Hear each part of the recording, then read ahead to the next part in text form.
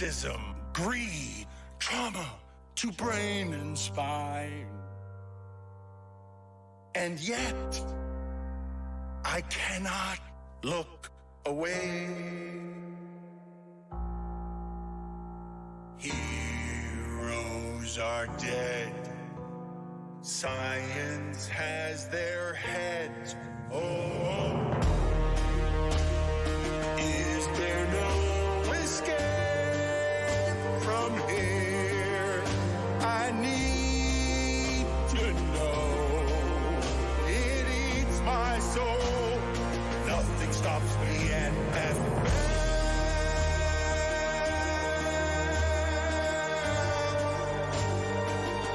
is this heaven or hell? I can't tell. It's human cockfighting. CTE prayer circles. They blackballed the black baller. They tried to end racism by stenciling it in the end zone. Billionaire boys using millionaires as toys. It's all immoral, all unethical. Ooh, the witching hour. Nothing stops the NFL.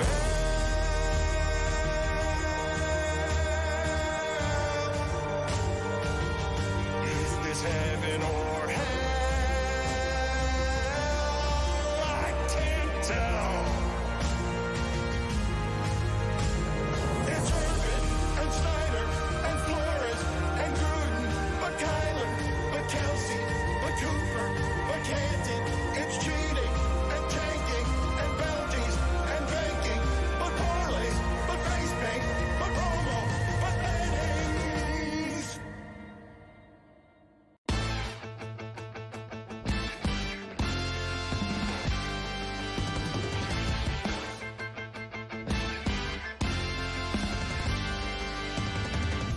Here we go. This one's for all the glory. Give it your best, it's all you got. Don't look back. Oh, it's all part of the story. You talk the talk, now walk the walk. Yeah. When the game's on the line, will you have the guts to make the call? When it's crunch time, will you make us scream, God bless football? From the back of every bar, on the subway, on the streets or in your car, wherever you have found yourself, scream out your battle cry. I'm all in. I'm all in.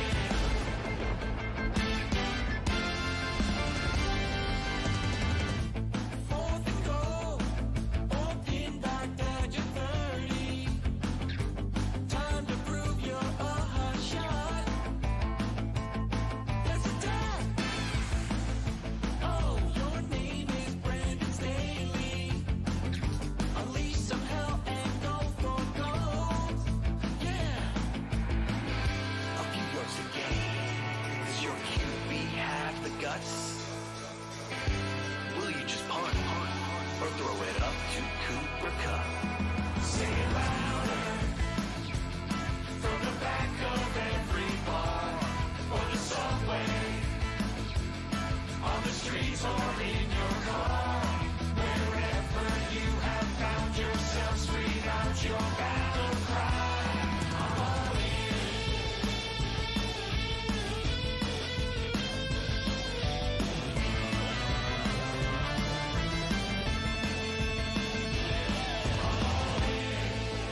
Yeah! One play at a time, boys. One play at a time. Winning isn't everything. It's the only thing.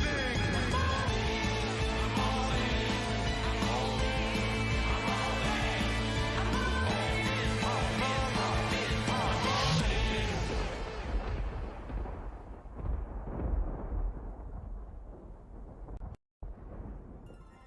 All in. All in? I'm a fan of the Jets. I'm a fan of the Jets.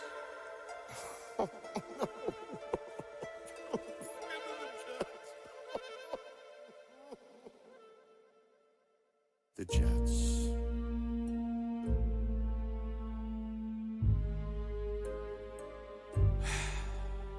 The Jets.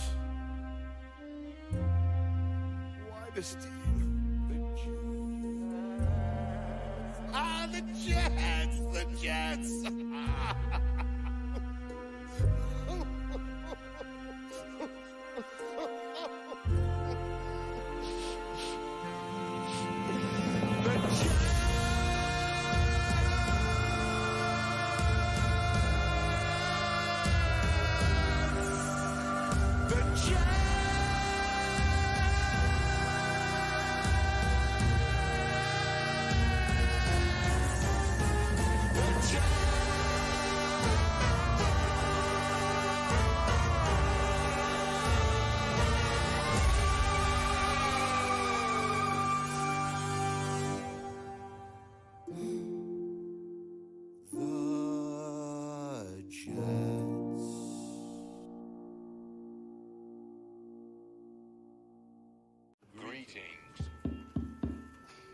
Greetings to all.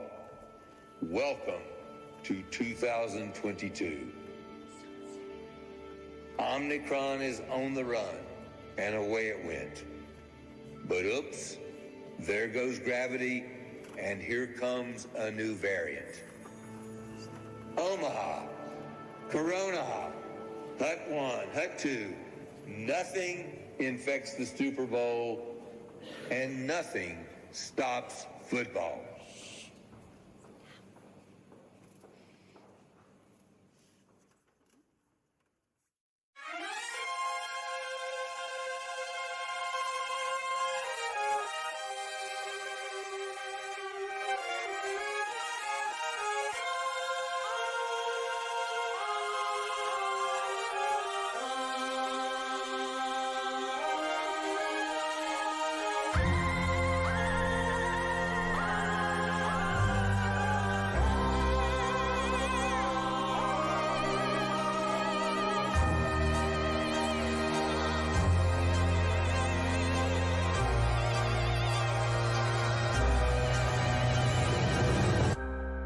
Racism, greed, trauma to brain and spine. And yet, I cannot look away. Heroes are dead. Science has their heads. Oh, is there no escape from here? I need to know. It eats my soul. Nothing stops me and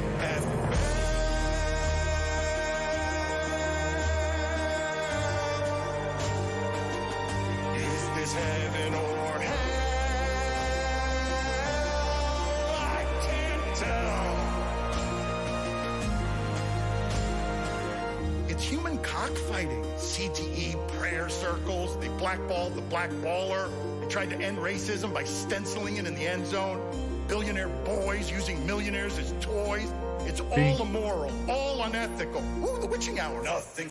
Stugotz just said to me with a straight face, I think this is Tom Brady's easiest path to a Super Bowl ever. I mean, look at the quarterbacks he potentially has to beat to get to another Super Bowl. He's been through a lot more difficult playoff paths than this one, Dan. I'm telling you that. The last time he won the Super Bowl, he went through Rodgers, Mahomes, and Breeze. Yes.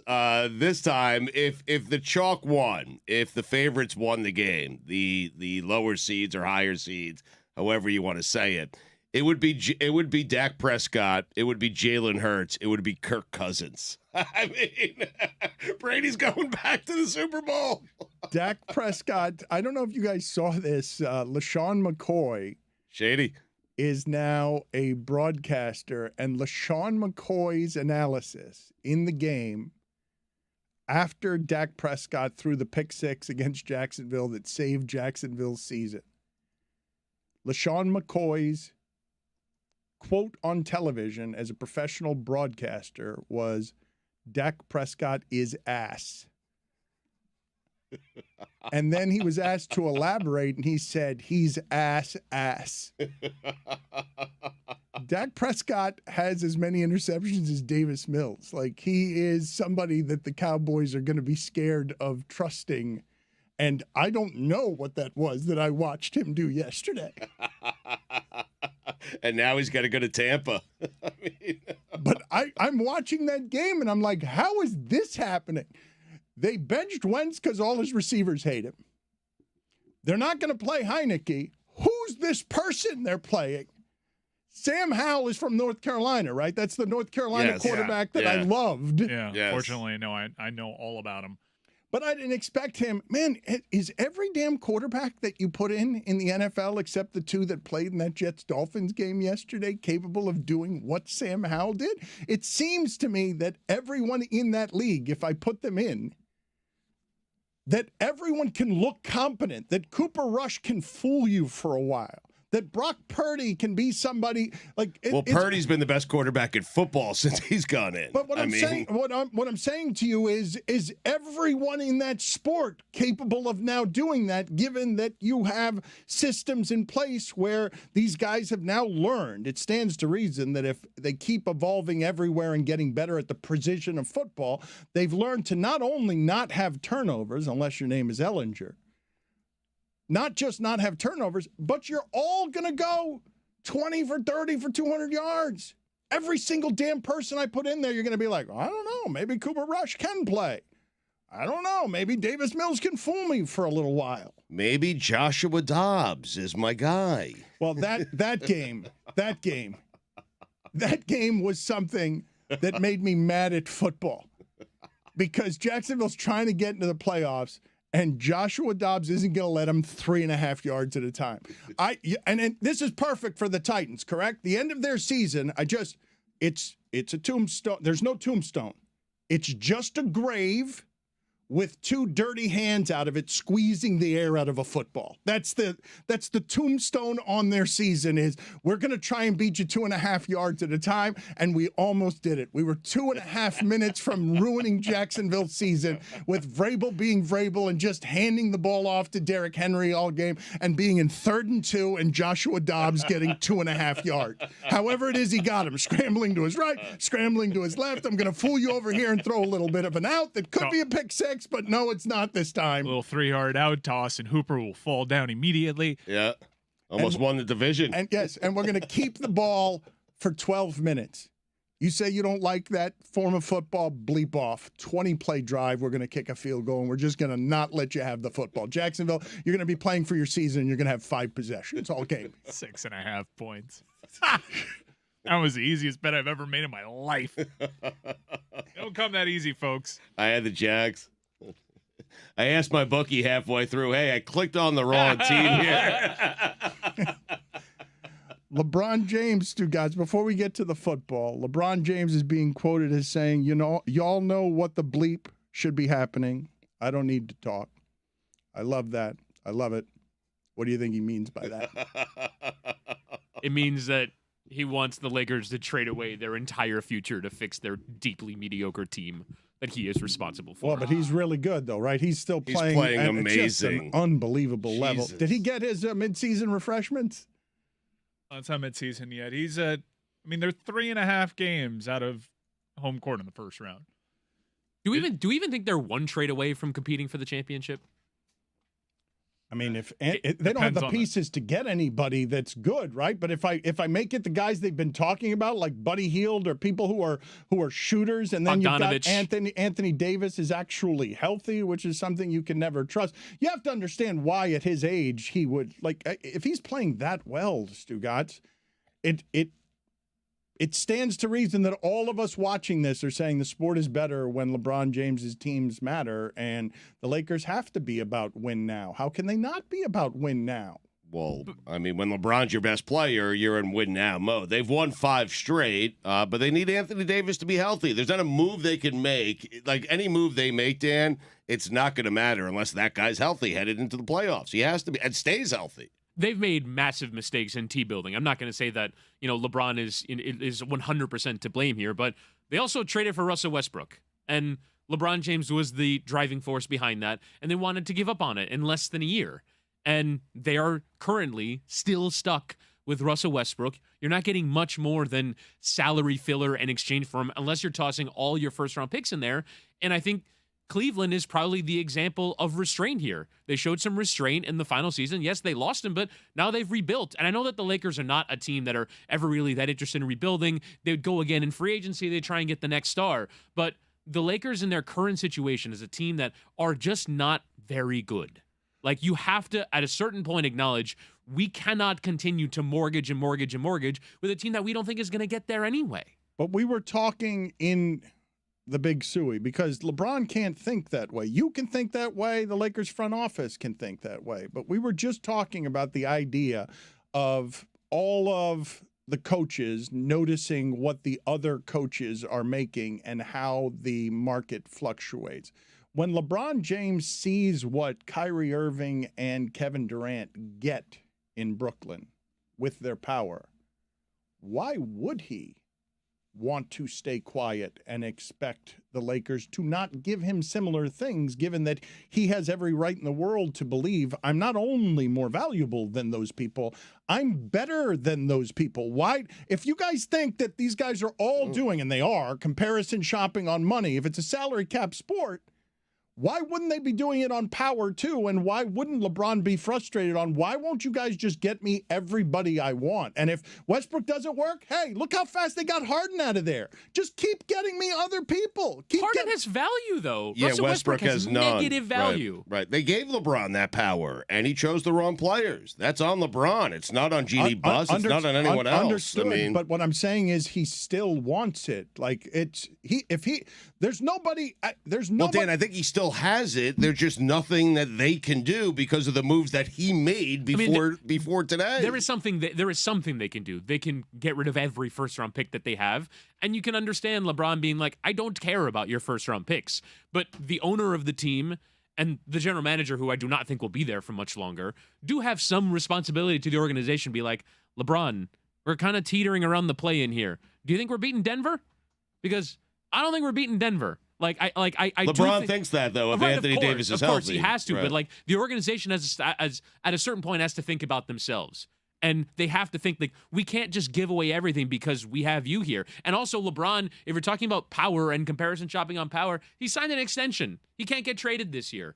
He's going to be there in the longer term. He kind of gave away some of his leverage in exchange for the long-term security. Oh, but signing an extension in a salary capped sport gets you the money. But I will say again, as an economy, right? The Lakers have been really poorly managed over the last, 8 years since Jerry Buss has left. The Lakers don't make the playoffs, and the Lakers have been, for the longest time, a mom-and-pop operation that people don't understand is a mom-and-pop operation. They're not as wealthy as some of the other owners who have all sorts of other business interests. And they just lean on their friends. It's it's a whole bunch of Kurt Rambuses running around. That is correct. And so when LeBron gets there they won a championship with the credentials that LeBron has, a championship that LeBron, yes, they won a championship. They also got LeBron. Hiring Magic Johnson, hiring a Kurt Rambis type, they were able to attract LeBron. And you could give all the credit to Hollywood and the city of Los Angeles, but they did that. It's a weird – I'm with you, Dan. Your larger point I agree with, but as poorly managed as they were, they got LeBron and they got the title. Well, and they built a team, I thought. I mean, these names in retrospect, they're not part of they're not the major reason, but – Kyle Kuzma was a good player. Alex Caruso was a good player. They had a bunch of players that helped LeBron, and since then, they have done nothing but give him anchors. They spend their money on Kendrick Nunn. When you have such precious resources, you cannot do that. But in the end, the two big moves that have them where they are, LeBron wanted Anthony Davis and said, we're not waiting until free agency. You're gonna do everything to get him now. And they gave up all their first-round picks. You exchange some of your capital, and then you cashed in all your young players you had developed for Russell Westbrook. And Anthony Davis gets hurt all the time, and Russell Westbrook, I don't think, is an impact superstar anymore. And that's the reason why they are where they are. LeBron James basically wants to make team-building mistakes and have the organization make up for them. That is correct. It's you just continue. Yeah, I have that one up. Who cares? But does he deserve that? But this is what I would say to you. You're correct, but the entitlement that is, hey, after Kobe died and the Lakers were in a real bad spot. The economy of the Lakers is me. It's me and clutch management. So I'm running things, right? And so what is he entitled to? I'm asking you, in this age of the players keep score with power because there's a salary cap and you can't pay him enough because he's been underpaid everywhere he's been for the economy that sprouts around him and the money he makes for everybody. His greatness deservedly determines that he doesn't have to be held accountable for his bad personnel moves. That's your problem to deal with. I'd like the credit for making these guys good and bringing the championship here and my gravitational pull making this a destination that other guys want to come here, but I don't have to deal with that. The Miami Heat didn't have assets to build the team because he wanted a fifth year on his deal, a year that he ended up opting out, and that great free agency signing wasn't a free agency signing. It was a trade that depleted all the Heat's resources. Not his problem. He's going to look around, want them to use all their draft picks, and then when Bronny comes up in the draft, he's going to be angry that there aren't draft picks to draft his son. That's how LeBron does it. But because of the ego and the success, I also understand why LeBron at this age would look around and ask, hey, who in this organization is as good at their job, just doing what you're supposed to do as I am? Anyone? Is anyone close? Anyone around here close to as good at being responsible for doing what they're paid for more than me? Who's second place? I think Jeannie. She's been successful there, and you could tie it back to her father, but she has loads of championships and loads of glory days in her past, and when she took over the reins from her brothers, she was the one that was able to get the people in place to talk LeBron to come over to the Lakers, and they won the title. Jeannie shouldn't be without ego if LeBron wants to step to it. Which is what happened last year when this similar noise was happening with Westbrook. They were struggling. LeBron did what he's doing now during the All-Star break. He's at it about a month and a half earlier than he normally is. And the Lakers basically said, so you want to go to the Clippers then? So you want to go somewhere else then? And LeBron was like, no, I'm building my business here. I'll sign an extension. So like the Lakers did exert some measure of power last year, but they stink again. And it's partially because of the moves that the Lakers have made in getting role players because, you know, teams like the Heat can just manufacture Gabe Vincent's and Max Struses and all these players from their G League team and from development players, and the Lakers cannot seem to. They cannot seem to put decent role players around LeBron James, either with their signings or with development at the moment. They have before, but at the moment, their supporting cast just isn't good enough. I'm not bullish on the Lakers, but there have been recent signs that they're kind of figuring it out. And I don't want to be too dismissive of Russell Westbrook because he's settled into a nice little role over there. He's played well. He's playing well, much Yeah. better than I expected. I think there are signs there that they can get into the playoffs. They found something in this Thomas Bryant. I don't know who he is. I don't know where he came from. I think he's 25 years old, but I know this because I have him on my fantasy team. The last 5 or 6 games, this guy is like 22 a game and 13 rebounds. He is good, and I say that having not watched him play a single second of basketball. They're on late, but the box scores are really, really good. I mean, this kid can fill it up. I think this is happening more and more in sports. I know we've heard Bill Lawrence lament the way that his kids watch sports because it's all transactional. It's all numbers on a page. Many years ago, the advent of Moneyball in baseball, I believe it was the Toronto Blue Jays who signed Eric Hinsky without watching him play. They didn't even send a scout. They were just looking at his base on balls, on base percentage numbers, and they're like, we just like these numbers. And it's just all transactional. Big damage. Yeah. What a great nickname he had. Really. And his name. I mean, you're right. The nickname and just the name alone. Like, oh, there's a guy who's available. His name's Eric Hinsky. He's a baseball player. I want him. I like all those guys. Corey Koski, same thing. How often is this happening to you guys where an athlete's name to you is just numbers on a page? You're not watching that person play. You're Any just, baseball player. You're just saying this person is good because all you have in front of you is data that are numbers that tell you that that person is good. You would not recognize that person if he walked into your house and he wasn't wearing his uniform backward the way RG3 was wearing Hamlin so that you could see the name on the back of the jersey. Have the games just gotten later? I know like West Coast games obviously start at a different time, but primetime East Coast games, are they just getting later and later? Jessica, you've got complaints. You've got a number of complaints as it relates to starting times. You're fed up still, right, from New Year's, the fact that they're playing college football championship games on New Year's Eve? Philly, thank you for having my back. That was way too late. And I hate the New Year's Eve games to begin with, but they're starting the second one at like 8:30. So I read like a few months ago, ESPN moved up the start time of the national championship tonight because it used to start really late. Like the kickoff wouldn't be until like 8:45, 9 o'clock. It was ridiculous. I think they moved it up this year like 20, 30 minutes. So I'm interested to see if that helps, because if the game becomes a blowout by halftime, which some of the national championship games have been, I think people just tune out and they don't really care that much. And so I'm interested to see how this is tonight, because if it is a Georgia is winning by 2 touchdowns in the first half game, TCU can still come back. That's what they've done the whole season. And I would hate for people to tune out of that just because it's on at 11:45 at night. It's just ridiculous how late we're making these game starts when people have to go to work in the morning. Isn't the issue with college football how long the games are? Like that second semifinal between Ohio State and Georgia kicked off at like 8:05, and it was 11:59, and the game was still in regulation. Yeah. Like that game was interminable. It was great, but it was interminable. No, there's a lot of long TV timeouts in the primetime college football Whittingham, games. I will go in there and punch you in the esophagus if you tell me that game should have been shorter. That game should have lasted for the rest of my life. He did say it was great, but it was late. But fewer commercials, that's all. I would have watched C.J. Stroud for the rest of my life. Just if you told me no other football other I can just watch him run around and do that, I'm like, okay, I will take that. Time and a place, though, Dan, not New Year's Eve. Like, that's not the time to have the long games. Or the place. Exactly right. That's not where you want it. You don't want to be... Because God forbid that game wouldn't have gone the way that it did, and it would have ended, what, like 30 minutes sooner? And then you just have people, what, like in the promenade or like in a sad parking lot trying to feel like, oh, Happy New Year. And looking at their phone, that would have been sad. That's not how you want to celebrate New Year's. Make it January 1st. Have people sit at home, watch January 1st football. Own the day. Own the new year. But it's an NFL Sunday. Nah. It always comes down to Sundays, and then like, oh, the Rose Bowl. Everyone's got to move all your plans for the Rose Bowl. Okay, Rose Bowl. It's ridiculous. The granddaddy of them all. I mean, it's the only bowl that means anything other than the two games. Who won the Rose Bowl? I have no idea. Put it on the poll, please, Guillermo, at Manny Diaz. LeBatard Show. They beat the Utes.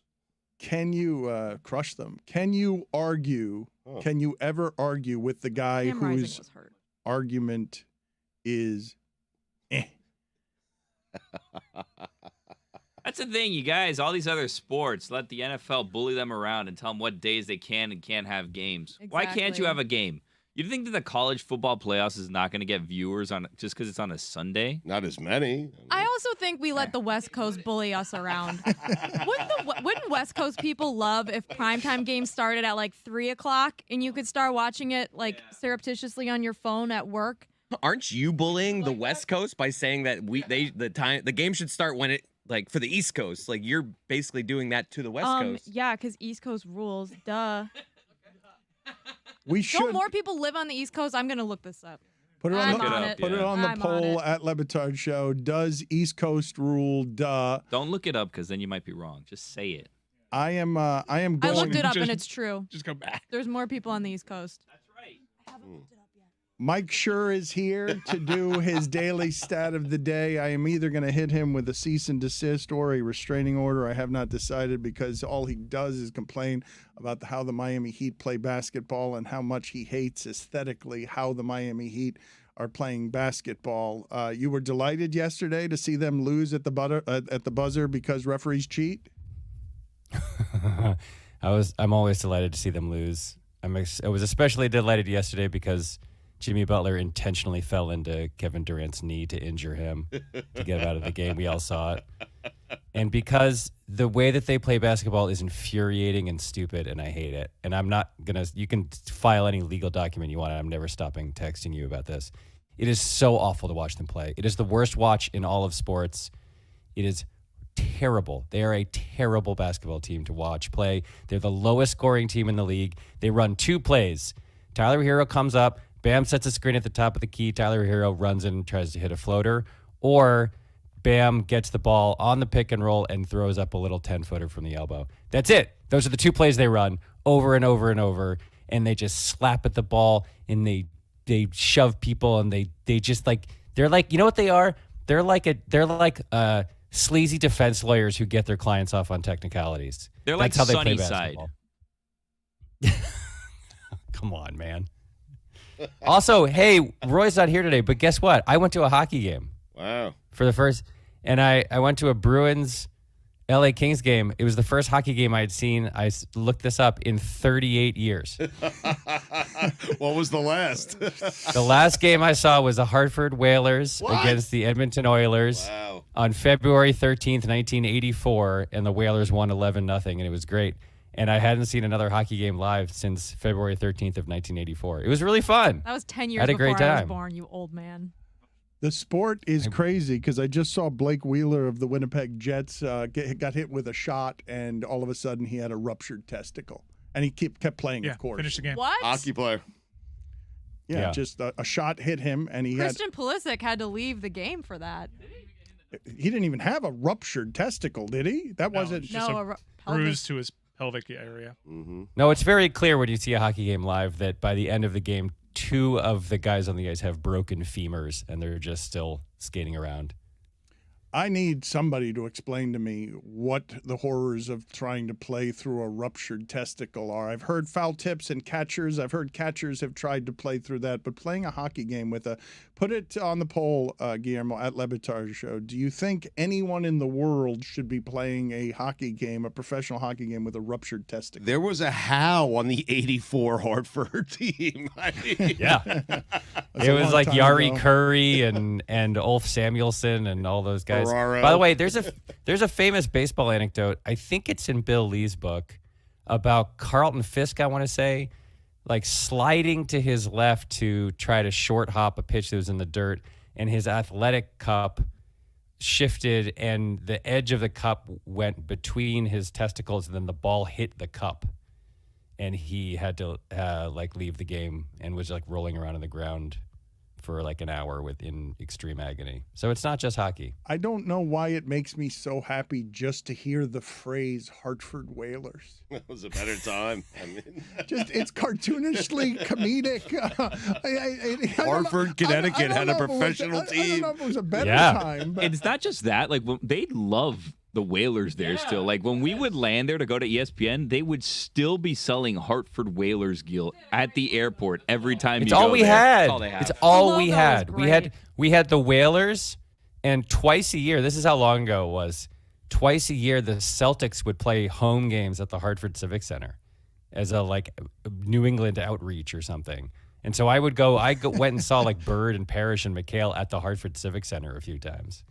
That's all we had. We had the Whalers and 2 Celtics games a year. New England outreach. Put it. Yeah. Go ahead and play the stat of the day music for Mike Schur. Start of the day, start of the day. It is your start of the day. Start of the day, start of the day. It is your start of the day. Start of the day, start of the day. It is your start of the day.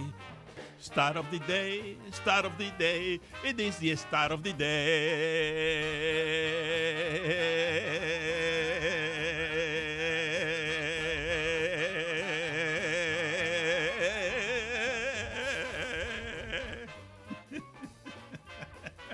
Once again, the stat of the day music disappeared entirely, and all I heard was the vocal track of Poppy warbling. Such an awful way to start my day. I don't know why I still do this. I have 2 quick hitters for you. First, from the NBA, the Warriors are 17-4 at home and 3-16 on the road. At home, they are better than the Celtics and Bucks, and on the road, they are worse than the Rockets and the Pistons. Super weird, man. So strange. So weird. Quick hitter number 2, former New York Jets Sam Darnold on Sunday. 5 of 15 for 43 yards and 2 picks. His passer rating was 2.8. he won the game. Well, he didn't win the game. I mean, he won the game. Quarterback win, baby. Yeah. That's how you measure it, isn't it? Quarterbacks, do they win? What do you mean? Quarterback he didn't win. win the game. I thought that's the way He's you a winner. measured it. He wins. If the Jets still had him, they'd have a quarterback, Stugotz. You're right. The Jets had here's anybody, your- they'd have a quarterback. Here's your stat of the day. The Kansas City Chiefs, of course, clinched the number 1 seed in the AFC. Patrick Mahomes is insane. It's worth discussing this now. Here are the numbers for Patrick Mahomes in the first 6 years of his brilliant career. He has completed 2,509 passes for 27,548 yards, 193 touchdowns, 10 playoff wins, and 2 Super Bowl rings. Oh, hang on. Sorry. My mistake. Those are the numbers for Tom Brady after he turned 40. Mahomes has completed 1,985 passes, 24,241 yards, 192 TDs, 8 playoff wins, and 1 Super Bowl ring. Still pretty good. Just not as good as Tom Brady since he turned 40. That's crazy. That is Stugotz just. You wrote him off 5 years before that. Stugotz just got done saying this is his easiest path to the Super Bowl that he's ever had in the last 20 years. It might be. Mike, it might be in terms of the quarterbacks he's going to have to play. I mean, he's the best one in the NFC. Yeah. This is the other crazy Brady thing. He just set the all-time record for completions in a season with 490. He's 45 years old. And the all-time record for completions in a season is 45-year-old Tom Brady. And the old record that he broke for completions in a season, 485, set by himself last year when he was 44 years old. He has 975 completed passes after the age of 44, which is only 80 fewer than Lamar Jackson has in his entire career. I'd like to challenge this stat because it seems as though you took into account Patrick Mahomes' rookie season to weigh down those numbers. I had to, for the sake of the little bit I did, I added his first season when he played one game. Yes. Had he played? But it does. I'm not saying it was the same number of years. I'm just saying the total statistics are remarkably equal. Whittingham, I think you now have to do a show from your bathtub because yesterday Geno Smith became the record holder for the Seattle Seahawks in single season passing record. Geno Smith, Stugotz, has thrown for more yards in a season than any quarterback ever. I do wonder, though, how we're going to start doing this going forward, seeing as how he played one more game than all of the other quarterbacks that have played the position. Are we going to be doing this the way that Mike Schur just did it, where we're manipulating the numbers? Because Mike Schur cheated there. We're in agreement, right? He hates the Miami Heat aesthetically, but he cheated there for the sake of his little numbers gag. He just threw in Mahomes' first season in a way that was totally unfair to skew the numbers. I mean, Who are you asking this question yeah, to? who are you asking? It wasn't this really a question. to? I just wanted Yeah. to make the accusation. It doesn't matter who answers it. So are you asking what do we do with Geno Smith because he did it in 17, other quarterbacks did it in 16? I'm Who was just- behind Geno Smith? I'm just laughing at the Russell. idea that Geno Smith is now the leading passer. I mean, who had that? Who the record holder for single season passing? It could have with been it? Jim Zorn. I mean, he has some years with Steve Largent. It He would did. appear that Amin had that because he made a bet with Whitty, and we'll hop in our time machine to relive this discussion. I cannot believe that an NFL team in 2022 is entering the year with Geno Smith as their quarterback. Scorching hot take. We'll see Drew Lock this season. Yeah. Of course, we'll see a third. Scorching We'll hot. see a third. Scorching We'll hot. see a third quarterback. We'll Unlike see them when be he's linked back. with every Jimmy Garoppolo's going to get waived. He might go there. I just can't fathom. I can't fathom that an NFL team decided after 8 months of being able to plan for a draft, for free agency, for quarterbacks coming available via trade. They're like, you know what we're going to do? Geno Smith. I submit to you 4,000 yards for Geno Smith. Impossible. 30 Impossible. 30 tutties, 11 INTs. If How it about comes, that? I will Has he ever- sit. I mean, Opportunity, if that guys. exact stat line happens, I will sit and do this show in my underpants. Hell yeah. There is no way. Clip that. Career 34 touchdowns, 37 interceptions. You should have to It's do better than the half. episode from your bathtub. 34 career Sure, touchdowns. why not? I'll do a show. I'll do a show from my 37 bathtub interceptions. if Geno Smith does this. Free yourself, King. All right, let me write that down. With the bath bomb. 4K. 4,000. What'd you say? 32 touchdowns, No, 11 30 interceptions. 30 and 11. 30 and 11. Yeah, 30 and 11. touchdowns, 11. I will do the 11 show. I mean, it's 30 attainable. tutties. I will do the show from my bathtub if this happens.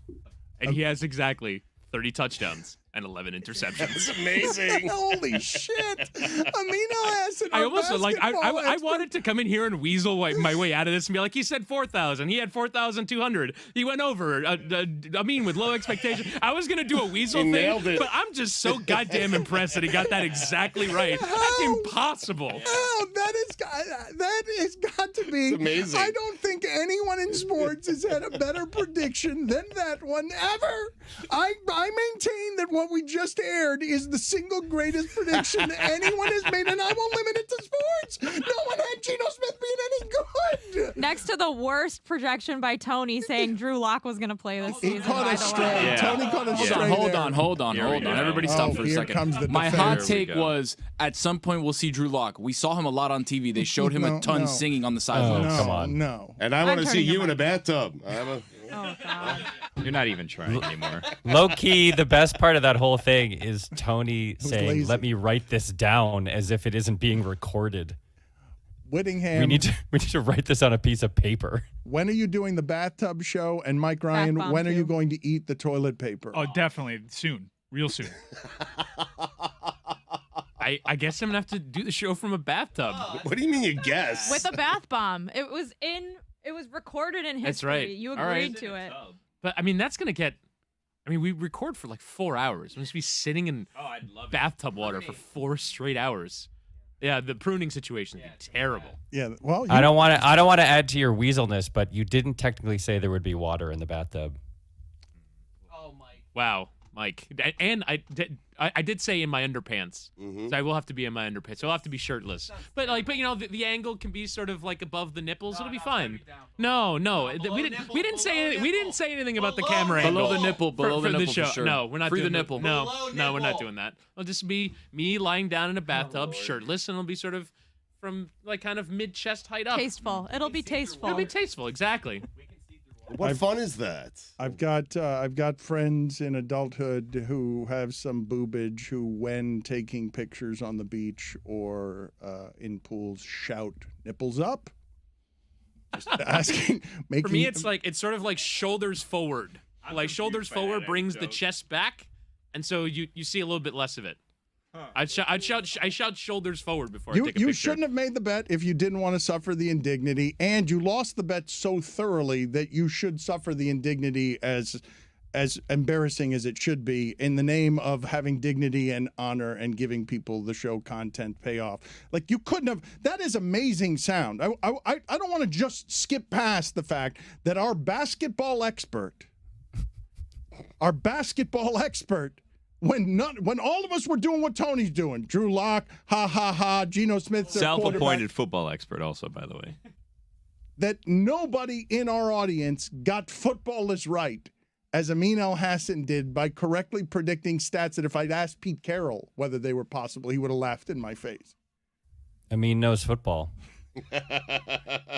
What did you enjoy from yesterday, Mike Schur, in football? We haven't even talked about the Buffalo Bills kickoff return. I imagine that there were many people in our audience moved by that one.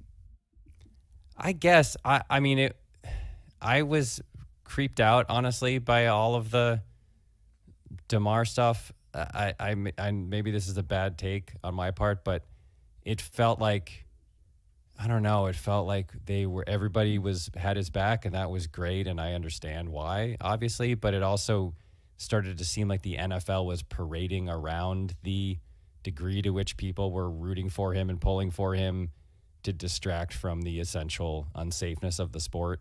Maybe I'm reading into it too much.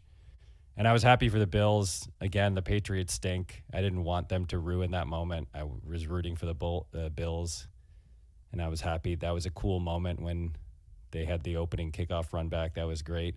But then there was all this stuff of like, it's been exactly 3 years and 3 months since the last time the Bills ran a kickoff back. And I don't know, it felt like one of these moments where the league was parading around the degree to which the players are unified and on behalf of their fallen soldier to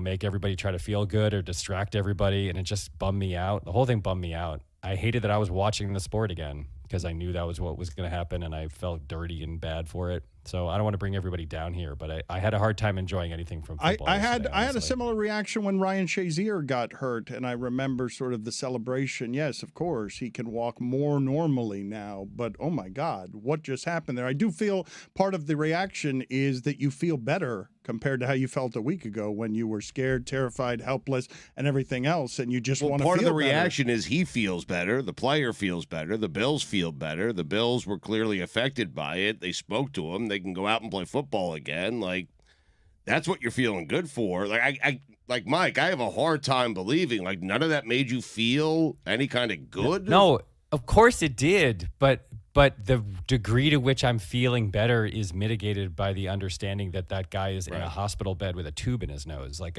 it's not, everything is not okay. And the idea was like, look, everything's okay. It's okay. Everybody relax. Watch the games. Just enjoy yourselves. Like, that's the part that squeezes me out. And it's meant to provide this sort of emotional boost. It made that opening kickoff return for a touchdown, like this kind of almost Steve Gleason blocking the punt after Hurricane Katrina sort of moment.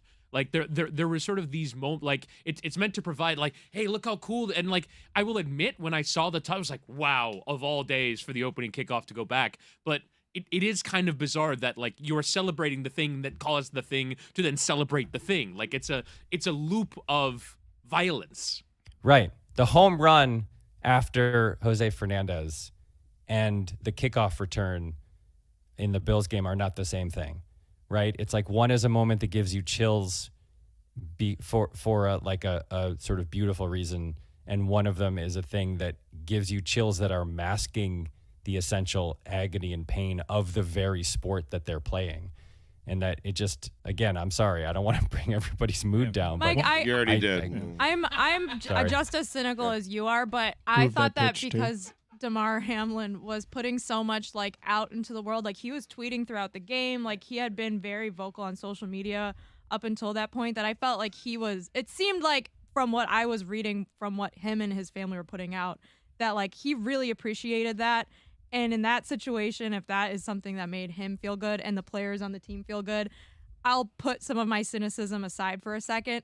And I thought of the Ryan Shazier, because he announced the Steelers draft pick after he was paralyzed in that game. He had the spinal injury.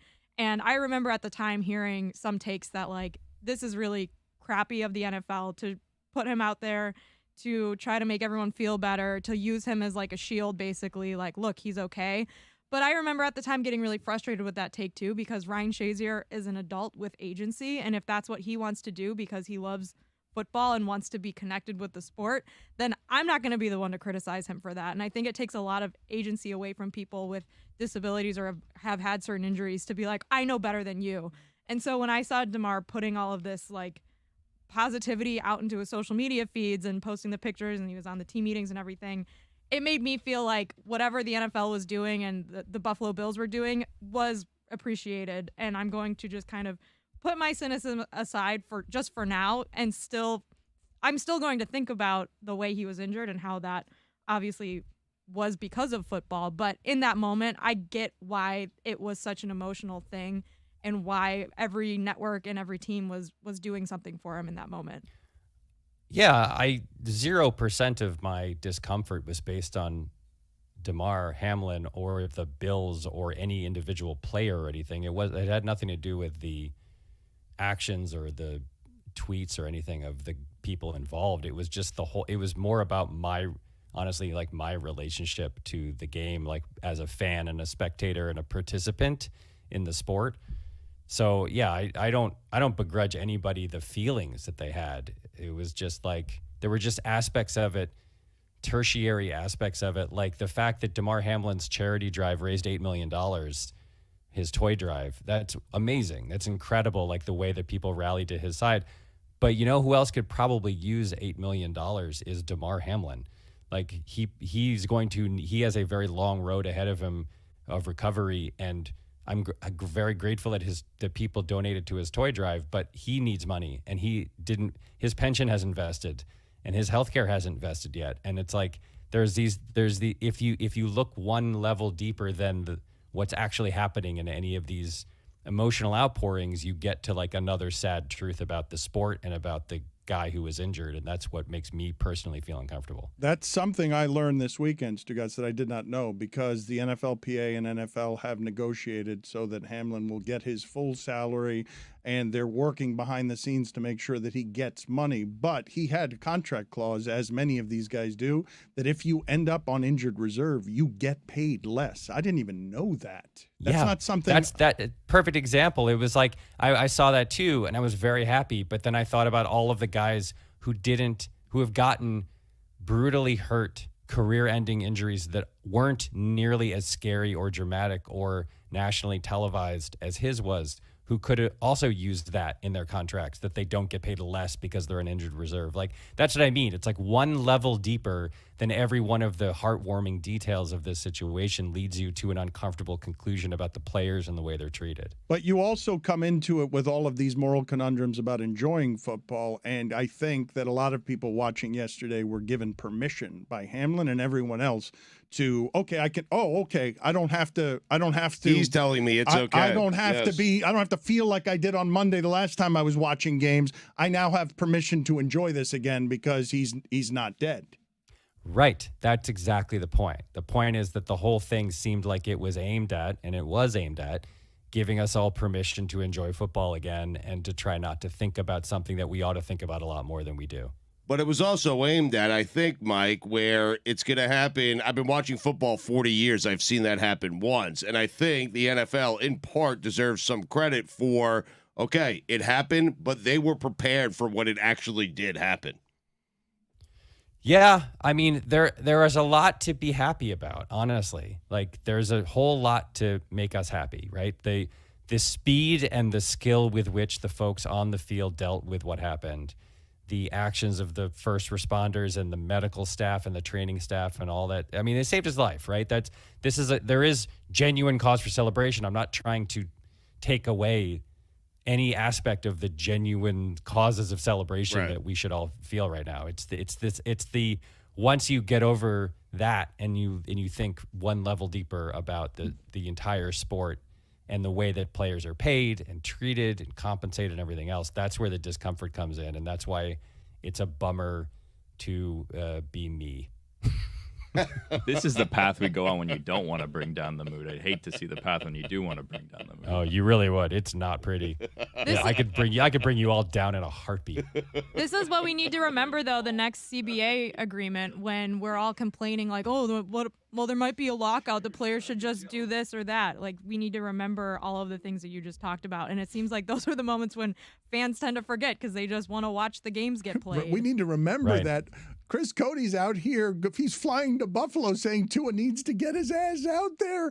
No. In fairness to Chris, that is not what I said was, is if he's cleared by the doctors, I'm okay with him playing. That's what I said.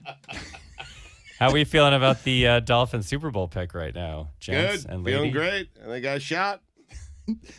See you later, Mike. We'll talk to you Bye. tomorrow.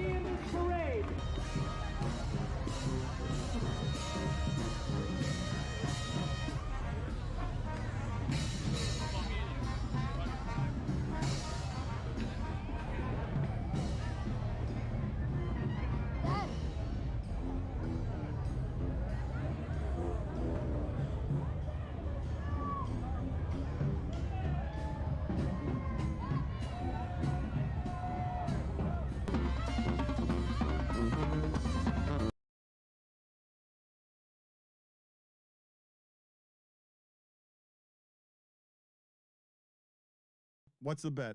I don't know. Let's think about it. I won't pay it Send off. your bets in. Yeah, that's true.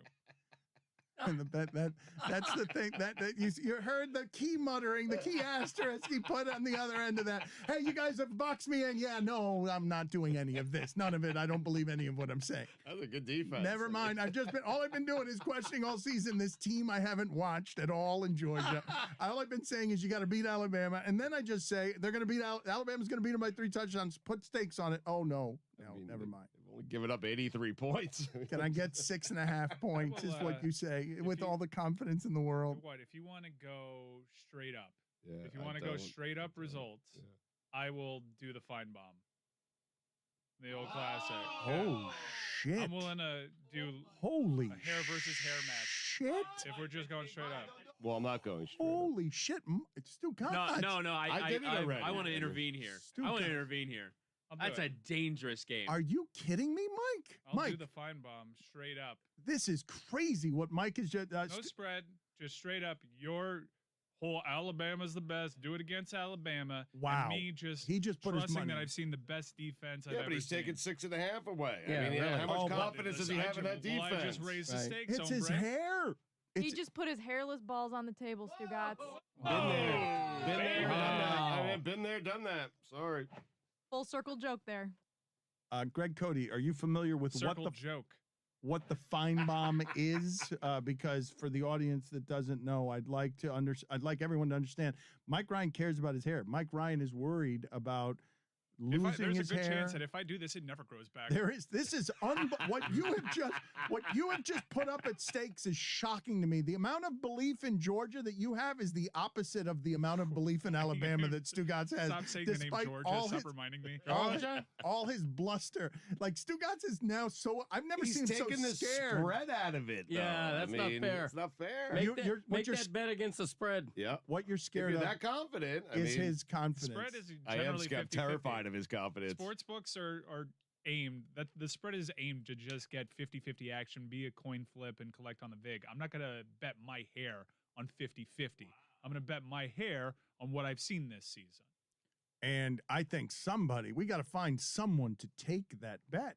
I don't know because Stugotz isn't going to do it. And I can't do it because I agree with Mike Ryan. Roy. Like I'm going to. Roy. Roy's think been about bald this. several times over. I'll do it. You'll take Alabama? Wait a minute. No. Listen. Wow. The We razor said will it, break Dan. as soon as it touches Woody's hair. I think it's anyway. legally binding. You're going to Nothing take would make me Alabama? You don't happier. even believe in what you're Whittingham- saying. I don't. Whittingham- That's why I want to. You're the one who's been telling me how great Georgia is. Whittingham, you're going to be doing MLS games and soccer games as Paul Listen. Feinbaum, having lost all of your hair. My hair will grow back by January. That's It'll what be all Josh right. Appel thought. Well, this is nice of you as a team player to do something Thanks, that doesn't Woody. even believe. you don't That's not even believe in. conviction. It doesn't feel right for I that don't to want be to the bet risk. against a man that has nothing to lose. It's crazy talk. that's someone that just wants to. I just said, What do hey, I have to let's have a lose? friendly wager, and Whitty just pulled out a gun. Stugotz, Wait, hold on. Well, you have someone willing to take the bet. Now you don't want the bet? Yeah, But he has seriously. nothing Look to at What's him. going on here? Look at him wiggle You out and I of this have bet. genuine stakes here. We both fear that if we shave our head, it's never going to come back. We'll be permanently disfigured for this. Mine just grew back from the last time I did it.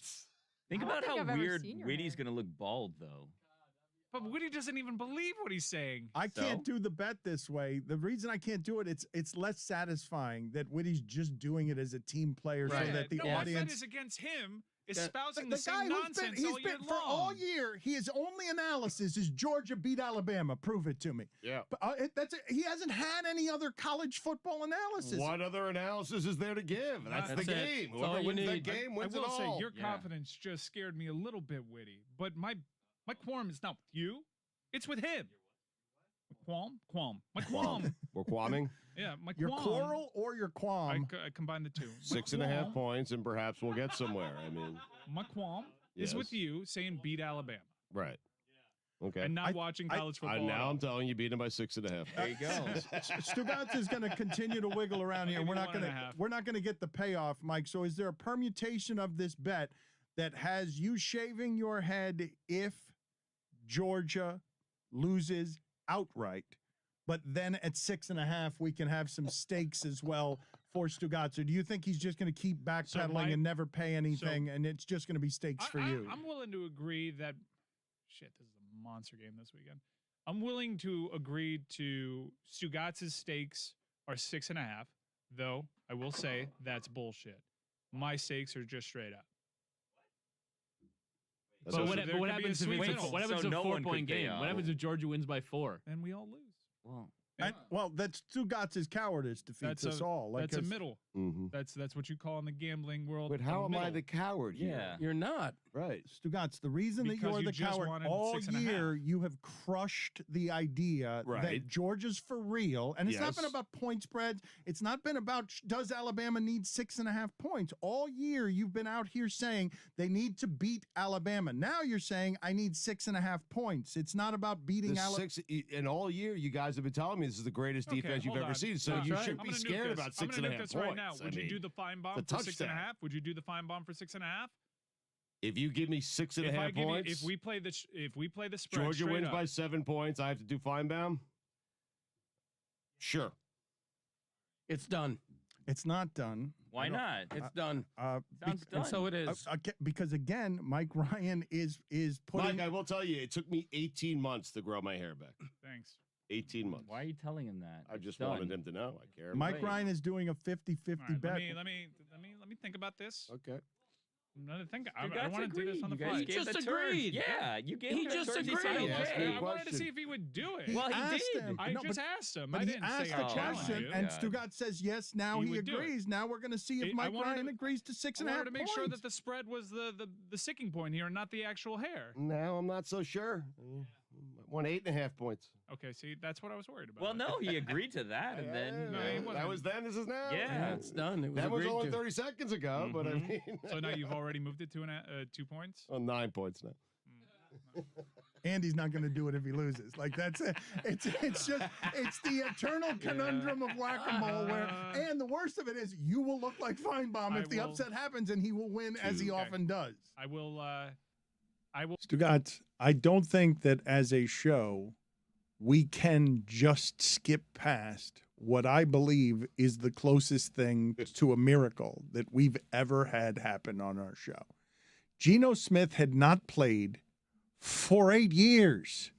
We were all laughing at the idea that that Drew Lock had lost his job to Geno Smith, and that the Seattle Seahawks were going into an NFL season that many of us thought would be the worst of teams with Geno Smith as their quarterback. But one man was brave enough, our basketball expert, was brave enough to correctly predict. And before we play the sound for you again, I'm going to say Geno Smith finished the season yesterday with 4,300 yards, 30 touchdowns, and 11 interceptions.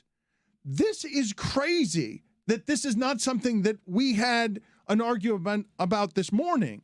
This was something that happened before the season. Amin Elhassan got this exactly right. Impossible. 30 Impossible. 30 tutties, 11 INTs. If How it about comes, that? I will That's sit. I mean, opportunity, if that guys. exact stat line happens, I will sit and do this show in my underpants. Jessica gave you an out, Whittingham, when she said you should do it in a bathtub, which allows you to do it not here in your underpants. She made this softer for you as an embarrassment because I can't. Wait, we're not bringing in a bathtub? That happens here. Wait, what? Where is there a bathtub here? In our room. No, there's not a bathtub. There's not showers, Yeah. Well, disappointing. There should be. Never know when you need a good bath, Dan. I mean, Well, you know, the Clevelander sinks are reinforced for people to have sex on them, but there is no bathtub. What? Yeah. That's the explanation for why they're made of concrete? That's true. How'd that come up in small talk? How do you know? I'm not going to allow people to just skip past how amazing this prediction is. I defy any I'm of not you. going to allow people to skip past. How do you know? How do you get it that right?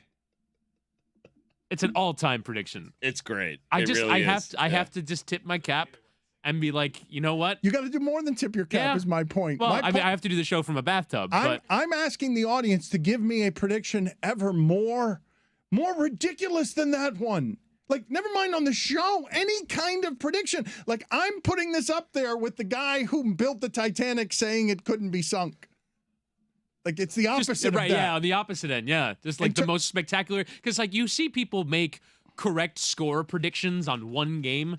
This is a 17-game season. Like, Geno Smith is an ankle injury away from not hitting this. But he didn't say 12 interceptions. He didn't say 28 touchdowns. I mean, he missed by 300 yards just because we didn't ask him. He just said 4,000 because he didn't want to be bothered to say 4,282. But you get all of those things exactly right. Again, on a quarterback who's only the single biggest surprise in the entire sport. One of the things that I cut out of that sound is we looked up Geno Smith's career line before this season. He's 30. He had 34 career touchdown passes before this season, 37 interceptions. So his career ratio is under a touchdown per interception, and he was basically 3-1 this year. Everything suggested that this was impossible. He had 9 touchdown passes the last 6 seasons. Offensive coordinator there, McVay guy. Oh, yeah? Did Amin also have TCU to win the national championship before this season? Because apparently they had 150 to 1 odds of winning the national championship. Oh, I thought it was 200 to 1, and it wouldn't be as impressive as that. I saw 150 to 1 before the season for TCU. For a 5-17? I'm just saying that sounds low. Yeah, Leicester kind of ruined it for everyone when they won the Premier League at 5,000 to 1. Now 150 was like, wait, how is it only 150 to 1? Should be at least 1,000 to 1 for TCU to win the championship. Well, Leicester did ruin it for everybody because they don't make them that. Yeah, they don't anymore. make prices like that anymore. I don't make them like they used to. I did not see the final stat line on Rams Seahawks. But did he have to throw an interception yesterday or a touchdown pass in order to get those numbers exactly right? Were there things that had to happen yesterday that happened because Geno Smith threw a touchdown pass to get to 30 or threw an interception to get to 11? He threw 2 interceptions yesterday. He needed those too. Yep, he did. Against the Under Rams. the wire. He needed Against the one Rams. tutty. He needed 2 interceptions. He got both of them. I mean, Did Amin watch that game just amazed by They were both himself? Jalen Ramsey too, weren't they? One of them was, I think. Oh God. I mean, like, I cannot imagine the satisfaction of getting a prediction that correct. Right? Like to have nailed the stat line to that, like he must have been watching the Red Zone channel, just admiring his work. How, like, if I just did that on a whim and said someone's stat line, I don't think I'd come into work the next day. I'd just be like beaming for hours. Let's do it right now. Witty, predict Geno Smith's stat line next season. I don't. I'm gonna write it down. Like, All right. I don't think he's gonna play a full season. what? Wow, wishing injury upon him as part of your No, prediction. or benching or other options perhaps. I'm gonna guess 3,224 yards, 21 touchdowns, and 8 interceptions. How would he get benched though? I mean, that's. I don't know. All right, I'm writing it down for next year. Well, let's ask Tony. Are we going to see Drew Lock still? Or? If he doesn't get it, Whittingham, you have to do a show from your bathtub in your underpants. Is that nips down? Got it. Okay. Whoa. We're I absolutely did not going to agree see to Drew nips Lock next down. year, by the way. 100%. We'll get to Tony's top 5 football observations. We have Stugotz's weekend observations as well. Many people are writing in with this sort of sentiment based on what I said during the local hour about how the Dolphins should not be playing Tua in this game, in this playoff game. Something similar to Dan is an idiot and a communist. And idiot is spelled with 3 I's, which is hard to do. That's an idiot. Right. I mean, yeah, okay. Just hammering home the point, Dan. Yes. And a communist. And a communist, because I was saying, and I do think this is a fascinating moral conversation. I don't even mean it as an indictment of the organization when I say it's really hard to say that you care about this player and this human being if even with doctors clearing him, you put him at risk of a third or fourth concussion in 3 months. It's super short-sighted, and it's not something that I would want for someone that I care about. And it becomes more and more difficult a conversation, Stugotz, if you're as good as the Chiefs, if you're as good as the Bills. But they're not. I mean, they're pretty good when he plays. He played in Buffalo, the game that they have and on they had Sunday. a very good chance of winning. But And they they had have an to 8-point go lead in the on fourth the quarter. road and beat all these teams that have lost 3 or 4 games. You need to win 3 of those games on the road. And I don't even want to make it about that. Like, his brain is mushy. He's more susceptible. Well, everybody's is. He's more susceptible to concussions. He's more susceptible to being scrambled. And I do want to celebrate the Dolphins being in the playoffs, but man, it's built on popsicle sticks. Like, it's just an unbelievably hard way to do the analysis is we're in at all costs on this season. We've traded all the Laramie Tunsil stuff, all the cap space. We traded for Tyreek Hill. Him and Waddle, unprecedented as wide receivers. We're all in right now. When our quarterback is healthy, they tend to be as good as anybody, but we can't tell when he's healthy because he just threw 3 interceptions against the Packers, and we didn't know he was concussed, and his team didn't know he was concussed, and there are many, many sentiments aligned so that he is incentivized to lie about whether or not he's been concussed or lie and try to mask whether or not he's forgetting things. But the doctors can tell if he's healthy and cleared to play, and then from there it gets down to, okay, he's cleared by the medical staff. Do you care enough about him as a human being to throw him out in Buffalo on that field with that weather, with that defense?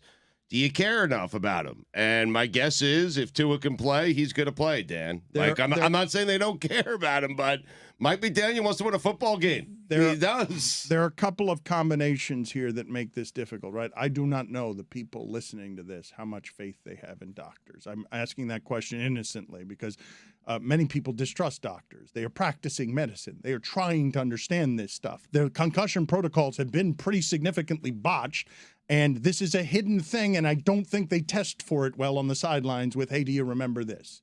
They're practicing medicine, and they have more expertise than we do. But when you combine that with, and also there are all sorts of incentives from everywhere to get that player on the field because nobody is saying, please don't get him on the field right now. That's not being said. It might have been said 2 weeks ago by people, but it's not being said now. More what's being said, especially by people calling me idiot and communist because they want to feel good. They want to feel like they have a chance next Sunday. They want to feel like the playoffs. They want to play in an important game. They want to wear, well, doctors cleared him. But I'm asking you, Stugotz, how much do you trust doctors? Just period. Like, I trust them with a certain level of expertise, but, I mean, one of them is being sued by Tyrod Taylor for, like, putting a needle in the wrong place in his lung. Like, I know, but there were athletic trainers and doctors who helped save a man's life on Monday night. I trust doctors. I don't know if like getting into an argument about how much we trust doctors. Yeah, you sound like a real communist. Is really like what is at stake here. What's at stake is like you can get cleared to play.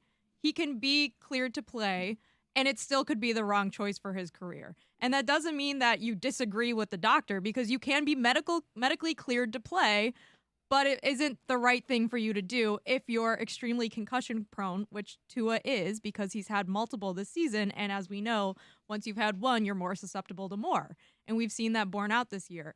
So it's not saying that you disagree with the doctor and he shouldn't be cleared to play. It's just the distinction of like, you can be completely healthy, but it could be the wrong decision for your future. it's an important distinction you're making, but I think cleared by doctors ends up absolving Dolphin fans of their bad behavior when they say he needs to be on the field. Like if he's cleared by doctors, I want him to play. That's unfair to say that's bad behavior. That is soaked in judgment. I think that there are people that don't necessarily need to moralize it and will take a doctor clearing him for what it is. A medical professional. Not a gas bag behind a microphone, a medical professional, multiple medical professionals clearing him. An organization taking that information and then deciding whether or not they want to play him is even something different from that. But I would not call somebody a bad person or doing a bad thing by wanting a Tua that's fair cleared enough. But to play. we do look at this selfishly. We want to feel good Sunday, and it doesn't matter if Tua doesn't. You're asking fans to care about Tua in a way that, I'm asking the organization to care about him that way. Okay, that's different. So the fans are selfish, and they want the best chance to beat Buffalo, and if that means Tua's cleared to play, for the most part, they're going to want him to play. They don't have a relationship with Tua. Mike McDaniel does. The Dolphins do. Are they going to play him knowing that they could do further harm to his brain, even while being cleared for by the doctors, by the medical staff? That's the interesting conundrum. I don't know what I would do if I were Mike McDaniel, but his job's on the line. His future's on the line. Those players in that locker room, they want the best chance to win as well. Like, I do wonder, Dan, if you ask his teammates, Tua, you're cleared. Hey, guys, you want Tua to play? They're all going to say yes, right? And they care about him as much as anyone. Stugotz, nobody's going to say no, is my point. Nobody But isn't going that to. because everyone's relationship with Tua is transactional? Like, if you actually, like, the fans, the coaches, his teammates, yes, they all have human bonds, but they all are trying to pursue a common goal together. They want to win. And, like, if you actually care, like, I think what we're saying here is if you actually care about Tua, the human being, then you would put aside the incentive structure, which for me is the issue. It's not the medical profession. It is the incentive structure of everybody involved, right? The doctors are incentive, like their job as doctors is not to care for the patient in the healthiest way, because if then you'd rule out 30 guys every week, presumably with the injuries that they have. The job of the doctor is get the person back to football playing health. And that's not 100%. It's not completely caring about them as people. And coaches the same, front office same. Everyone is incentivized to get everyone back out there. That's how the machine runs.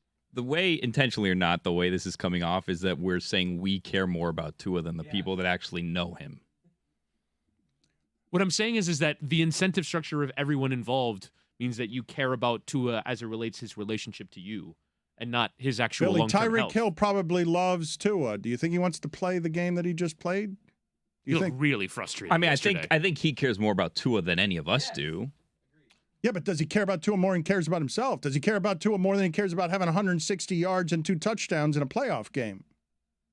But Billy, I think it's also proven that in a lot of cases, the NFL has made the wrong decision when it's come to these things. Like they were in denial. I'm not saying that they're making the right decision or wrong decision. I just think it's weird of us to say we care more about Tua than the people that actually know him. That's certainly not what I'm saying. I'm just expressing my opinion on him being medically cleared, but it's still being maybe the wrong choice. I don't know what the right choice is, and I think Tua is ultimately the one who has to decide what he wants to do, and he has hopefully people on his side that will give him good counsel, and he'll make that hard decision about whether or not to play this weekend if he is cleared, and whether or not, to continue his career, which I assume he will do. But I think it's fair to wonder in the sport that it's incredibly dangerous. Like, question what we're watching here and question whether it's right or wrong. It's not what I'm saying either, Billy. I'm saying the people who care about him the most probably still want him to play. The people who actually know him, who care about him, still want him to play. Christian Wilkins, if he could play, wants to Jessica, play. I go the other way on this. I take away the agency from him. I protect him from himself. I tell him he cannot play. He will not play. He should not play as an organization. That's because you're a communist. Yeah, now you sound communist. I mean, I understand that though, because you want to protect someone from themselves, but I think that's a philosophical difference of like your own human agency and whether or not you can live with the decisions you make despite, not really understanding the full scope of it the way that someone who's watched it for a long time does. I don't really know. I think that kind of just comes down to your own personal judgment on that. But if we step back, as we were asked to do on Monday, let's take a step back. We take a step back, as we were asked to do on Monday when what happened with Damar Hamlin, and everyone in that moment goes, "Oh, this football game doesn't really matter." And like how important is Sunday really to anyone involved to actually rationally make the decision that Tua's brain is less important than that? But you guys are almost making the argument like we all work here. If someone misses a show, I'd like you back at the show, but I'm going to think about your health and why you're not here. That the idea that you guys don't think that Tyreek is going to think like you really think it's that. I understand that Tyreek wants Tua out there, but you don't think if Tua still has a headache and he's still like you think Tyreek. I think of them. I would think that it's more of a workplace for them and that they get it. Like it's like okay, yeah, we want Tua out there, but if he's got a head issue still. I'm not going to pressure him to be out there. I don't know. Maybe I'm wrong. But if doctors clear you, though, the thing that Jessica said, that I don't know, right? Because none of us know. Forgive me if I've sounded, I can certainly sound like that. Like I know it all. I don't know. But in not knowing, what I'm telling you is if you care about the player's health, you got to err on the side of caution. If the doctors can't say they don't know, the doctors will be clearing him because there's some sort of umbrella of I do know from the doctors. And what I'm telling you, Stugotz, is nobody knows. This isn't something we've seen before. None of it with him is something we've seen this before. This many concussions in this short a time and the fingers splayed in front of him where we're bringing on a neurosurgeon and former professional wrestler who's saying that murder charges should be brought against the Dolphins if he dies on the field. We had the conversation. Yes, our show. I wasn't there for it. You weren't at the parade yesterday either. Neither one of you two were. Are you in a costume? It's a good question. I've been thinking about it all day. I mean, no, just Christmas, new Christmas stuff. New year, new me. You guys aren't wearing new Christmas stuff?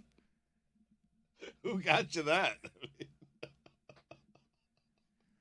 Your hair does look good feathered.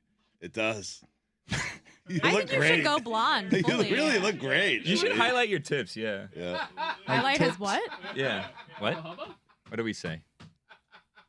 The number of times it makes me, I don't have. Can you do me a favor? Can you mention the Green Bay Packers coach by name? LaFleur? Yeah, that's either. Yeah.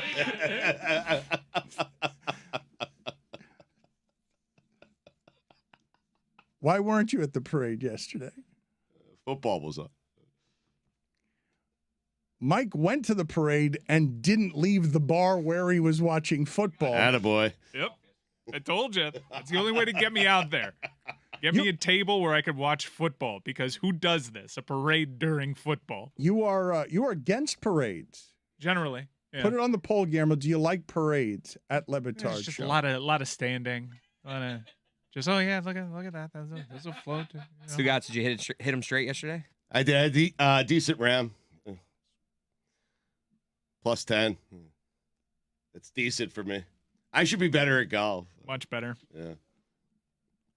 Anytime anyone asks me, how's Stugotz? Like, Stugotz plays like, I'm like, he should be better. Yeah. That's what I say. I should be better. You are a good the golfer, amount I but play, for how much you I play. should be scratched. Yeah. Stugotz is the reason why Malcolm Gladwell is full of shit. Thank you. That's the reason. What were the highlights, Chris Cody, from your experiences yesterday as our show grand marshaling around Coconut Grove as The Grove? the King Mango Strut. You're just learning now that it was in the Grove? Yeah, it's 2 counties south of this. My father was doing a funny thing yesterday. First of all, he FaceTimes Greg Cody and says, "Hey, Greg, how many times have you written this story about the Dolphins? 3,000 playoff permutations about how it is that what needs to happen." He did that, and he just kept saying to me, "Dan, you know the way it is. Stugotz will be there if there's money. And if there's not money, Stugotz will not be there." I love Poppy just being like, Mango King. Anytime anyone said anything to him, he just said out loud, Mango King. It was fun, though. I had a lot of fun. What was my favorite part? I think maybe following the Freds. Oh, yeah. The walking Freds. Oh, the Freds. Okay, we're not going to explain that to the audience. It was just a cluster of people who were in the parade, and it's hard to follow this kind You of... had to be there, Dano. So basically, there's a fight to keep the name Fred alive. We've joked on here about names that disappear. Apparently, Fred's disappearing, and this one guy, Fred, apparently 30 years ago, started walking in this parade every year and was like, "I'm trying to fight for Freds," and it's grown now. He had a grandson. He was holding up a sign that said "Grandchild of Fred," "Son of Fred," "Friend of Fred." It was a bunch of Freds, a bunch of people associated with Fred walking in the parade, just trying to fight the good fight for the name Fred. Yeah, Well, they could have named any of those people Fred, though. Like It's the true. grandchild, the son. There's Fred a- himself could have true. helped the cause by They naming his chose not child to. Fred. There's a tree on the way to the to Key West called Fred the Tree, by the way. That's the only Fred I've heard of in years. The thing about this parade that we didn't know is that it's like a satirical parade, and like we didn't dress up or anything. Like Key West vibes. I think very much Key West vibes. I think the thing about us being there was like it was satirical that we were there on a football week 18 football Sunday. Maybe that was our satire thing because we're a sport. I don't know. We didn't dress up though. We were like the only people not dressed up except for you and Poppy. Also, it started on Miami time too. I mean, geez, said 2 Seriously. o'clock start. I mean, geez, didn't start till like 3. Also, I rode in this guy's car, Stugotz. I think that was supposed to be like where you were riding, but you weren't there, so I rode in it. And Right. Well, thank shout you. out to my guy Robert in Coconut Grove at Hella Smokes. I told him I'd give him a plug on the show today. Also, so I was responsible for driving Dan and Poppy. 10 and 2. Good So I had to learn how to parade drive, but also so we're told, all right, it's time to go, and I go to turn on the car, and the key to the car was not there. So we spent about 10 minutes scrambling to try and find the key to the car. I keep pressing the button, thinking that maybe the key was somewhere hidden. Nope, they had to go run somewhere and get the key to the car. So we were nearly not a part of the parade, or you would have had to walk, or some other kind of scenario because the car would not start. You would have thought Woody's driven in parades every weekend of his life. Just the form was great. 10 and 2. He did crush it. I also were you guys throwing T-shirts into the Oh, crowd? yeah. Yeah, Okay, yeah. because someone told me right before we started you're not allowed to throw the T-shirts. So I What? only I don't I know. threw like 12 of them. Well, I had one T-shirt and I was like, I'm scared to throw it because I don't want to get in trouble. But there was a dog sitting on my lap, not even my dog, by the way. And I only had my left hand available, so I took the shirt and I saw this kid who really wanted a shirt, and I threw it at the kid. But I was way off because it was a left-handed throw, not my orange throwing right arm. And this kid dove into the street, and these two kids were wrestling over a LeBatardShow shirt. And the guy drove away, and I was like, sorry. It was They a wrestled to the free-for-all. death. Like, when I think of a parade, I think of Disney, and they rope those things off. You cannot, like, infiltrate the parade. This was a free-for-all. People were just running up to the car, taking selfies with Dan. It was wild. Right before us as the big finish, again, was a group of people celebrating the fact that they're named Fred. There were also people in cow costumes running around the whole time. I don't know what they were doing. They were the there. running of the bulls. But you're in the bar the entire time. Mike No, it was wasn't that even same there. Mike was in the bar. Mike never joined us, and he knew that it was the running of the bulls, and you were just confused by cows running Also- around you. Did you say cows were running around you? Dan, hold on. It was like a Pamplona kind of thing, but it was actually running of the bullshit. Pamplona, yeah. It was running of the bullshit. tomato, It was a tomato. very Billy Corbin Running of parade, the by the way. Paloma. Billy would have had a great time. Very Everything was Billy political. up Billy Yep. Corbin's alley. I made the right call. We've I been was asking told for that this permits. No, I made the right call. you might have, but did. I was told that the parade would last 40 minutes. And you guys were gone. Well, it did all once 1 it o'clock started, window. but again, we couldn't get the car started, and that's an assortment of other issues. I just watched the Dolphins Jets score the entire time. Stay at 3-3 for an hour, then stay at 6-6 for an hour. To be fair, Mike, we didn't miss much with that Dolphins game. I feel like you watching miss, like, miss the Hines return. Yeah. No, we saw that. We were still in the bar. We saw the Himes. You missed the second Hines return. That was Exactly. We missed the end of Colts Texans. Billy, you're gonna let Tony. Everyone did. You're gonna let Tony slide on the way that he pronounced Pamplona. It's a rough one for him today, and then we accidentally unearthed Why? his prediction Why? earlier Why in is the it a rough season. one for me? I don't want to kill you too much before we get to your top 5 if you have one. I do. Of course I do. Well, let's do that right now. Mike Ryan, get that sound ready for us. We also probably have to do at some point. Do we have to do frogs versus dogs talk? There's another championship being decided tonight. There are championships being decided every damn day for the last 10 years. Stugotz and I might have big plans tonight, but we also might not, so What? we can't announce it. Yeah, it's up in the air right now. Yeah. We're on the fence. Thanks for I mentioning saw it, this guys. email. I saw Appreciate this the email, and I promo. was like, "This is such a Stugotz harebrained idea." It And the was fact that not we my can't- idea. The fact that we can't even commit to it 8 hours before it starts. It was is not just- my idea. It was Billy's. It was my idea. I had an idea A for Billy something harebrained today. idea. No, but this was a good idea that I came up with the other day. The don't have good problem is that we haven't been able to get the proper buy-in as of yet. And then I had text conversation with Stugotz throughout the show saying, "Hey, let's talk about this so we can kind of decide." and I can't find him any breaks, so I haven't been able to have that conversation. Yeah. Is it Stugotz's own coach's room on Zoom? Or is Stugotz and a bunch of coaches just watch the game? I'm doing the coach's room, man. Actually. He hired Bobby Petrino. We should have a press No conference. way. Yes, Bobby Petrino. We should have a press conference with you in which we talk to Jimbo Fisher about his hiring of Bobby Petrino. Let's do Tony's top Good 5. hire. An excellent season we've had so far in the NFL. Week 18. Is that number 1? No, I got something for somebody at number 1. Yeah. No, Dan has already capitulated. Bend the knee, Dan. Capitulate. It's time for our Tony's top 5 for Week 18. We're actually going to do a little bit of a Ghost of Christmas. What? You guys want to do any of that on air, or you want to? We can't. What is it, Billy? What You got guys a are lot of jokes, saying Billy. What to is it? him. I just don't know what's going on with you today. What do Who you mean? capitulated? You've got me capitulating, Dan is capitulating, because yes. the Jacksonville Jags are in the playoffs. That's right. When I told you, we're going to do a little bit of a the Ghost of Christmas Past kind of situation. Second straight week of Peter in. You want to know some behind the scenes I'm stuff? confused by what's happening I'll here. give you guys behind the scenes stuff. In the last break, Tony goes over to our people who make things happen. Stop. You stay out of this. You stay out of this for a second. Thank you. What we're gonna do is, yeah, no, he's ruined everything. Of course, the guy comes back. He's been gone for a week with God only knows what. Just taking a big poop right in the segment. Comes back and then tries to ruin this. Again. And then Mike says Peter in, like, for whatever reason. I don't understand it. You did Peter in last week. He wasn't here. You're flustered, man. What's going on? Because you keep interrupting me.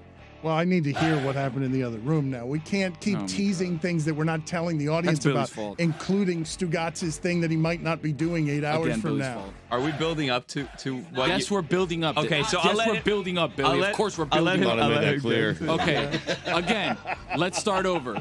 We're gonna do a bit of a Christmas ghost of.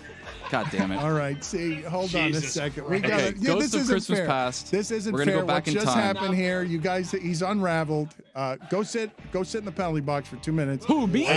Just cool off for a I'll second. go to support him. I'll go too if it'll make it better. He doesn't Anyway. want your support. 2 minutes for gathering yourself. I mean, what is he doing? Tony kicks people out who he doesn't want in It here. really isn't even it's not a penalty. It's I don't want you to fall apart anymore because the room has turned on you. Well, what else is new, Dan? People love to see me lose, Dan. What else is new? I know, and so I just want you to rest, and we'll start all over as if this didn't happen, as if it wasn't live. Billy, Chris is laughing for no reason, just No, laughing. no, It's there's just reason. funny. There's a reason. No, just the tone. It's the dynamic between the room and Tony that I'm Yeah, laughing it's at. not I'm just like the the room, net. though. I'm the volleyball Thank net. you, Chris. But Billy does undermine him. What did I do? No way. Billy, That's come on. crazy. You know what you did. You're about to reveal whatever it is that happened in the kitchen that now I will not let you. I need to send Tony away for a second to just allow him to gather Dan. himself, and we will continue in a second. I can No, leave. I'm ruin not it, giving Dan. you the option of serving his penalty. Tony, you go to the other room so we can talk about what's happening with you and privately amongst ourselves, and then start over. And a Because big crescendo for number 1. okay, I understand. We'll get back to it, Tone. We will okay? get back to We'll it. get back to it. But We're this- starting with a look, crescendo. Look, man, we got more and more employees around here every day, and this is not a welcoming group of people that we have. Tony has fought his way into the middle of this in very small windows because there is not a lot of room here, especially not on Mondays. And he's in a tenuous place, and he just leaked all sorts of confidence, and we couldn't have fun with it because he was now agitated and mad. Now, Chris, what were you laughing about? Because you were turning your face from him as if he had some sort of blowtorch that he was going to scald your face with while laughing the entire time. Because I was laughing at what was happening to him, and I could feel him not liking it. So when I just look away when I feel like someone doesn't like me. Look away and laugh. So you were I won't go to a stand-up comic and sit in the front row because I don't want to be like, whenever he's not funny or she's not funny, I don't want to be like looking at that person's discomfort. Billy, what was happening with you? What is the honest thing that we could say at the microphone? I don't know. I thought the microphones were on. Apparently they were all off, and we were just distracting everyone, so no one heard what was going on in this room. No, I I thought don't we were know all what just the fuck laughing is and having a going good time together. Did it What seem just to you like happened? Tony was having a good time? Nah, but that's fine. Has it been long enough? The rare Peter in 2 weeks in a row. But you guys, it's hard, man. The windows are so goddamn small, and then he gets his spotlight.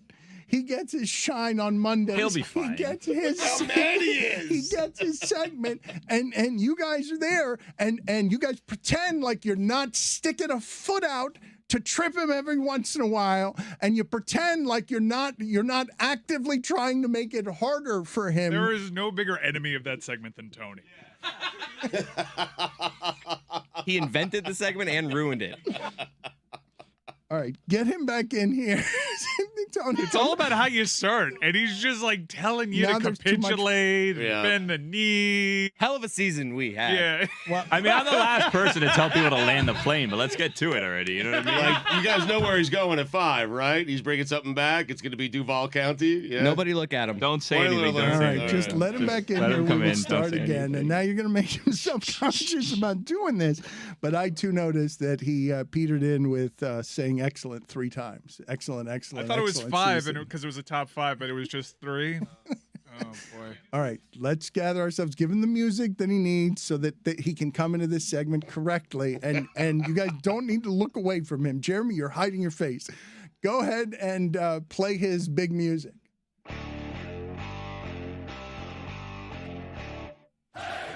Hello, Tony. Hi, Dan. Notice that I didn't have a mic out there to see what I was really saying about people in here, as I could hear you guys talking about me. Look me in the eyes, Jeremy. Yeah, look me right in the eyes. You too. Descarado. Number 5, observation Peter in. from yesterday, Tony. We're doing a Ghost of Christmas Past for this week. Tony's top 5. Okay. It's a theme. Okay, It's a theme. It's I a went fun back- segment. You're hostile. Nope. I'm very calm right now. I just want you to know the theme for this top 5. I got it. So what we're gonna do is we're gonna go back into Tony's top 5s of the past, and that's what we're doing for this week. So for number 5, A little I told you so. Here we go. Yeah. Number 5. That's you'll all- find the specific theme very quickly. Only highlighting the right times that you were.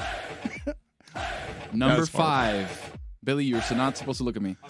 We really do have a Shannon and Skip situation here where he just came at you with you just came back from a vacation and you immediately started interrupting me. Number 5, Dan. Week 12, we had Dog Peterson. That's the take. Okay, I get it. You see what we're doing? We're doing all the times. Yeah. That's right. That's Week right. 12, Dog Peterson. Right. Play the sounder, Mike. Play the sounder. Been playing it. No. It's the ta-da or The whatever. ta-da He needs sound, the yeah. thing, Oh, the okay. Oh, it's fanfare. So the Dog Peterson thing was okay. That's It number was a 5. previous- yeah. Week 12. They're dogs. Week 12. They're dogs. Duval County. Right. They're dogs. You're Sorry. Dan, you ruined number 4. Week 15. This room is rough. Duval. Duval, week Yeah. 15. You said it. Yep. Mm-hmm. Number 3. Tony, hold on a second. Hold on. What are you doing? This is crazy. He said it. He said it. Number 3. Week 10. Week 10. Jags are in it.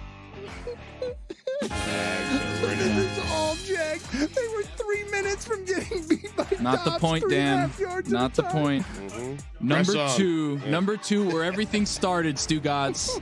And I still have the paper here somewhere, my mountain of papers. Week 5, Jags are sneaky good. Sneaky good. Week 5. And then number 1, which now I can bring in Billy, who tried to ruin number 1 the first time. I'll have him here on the sidelines.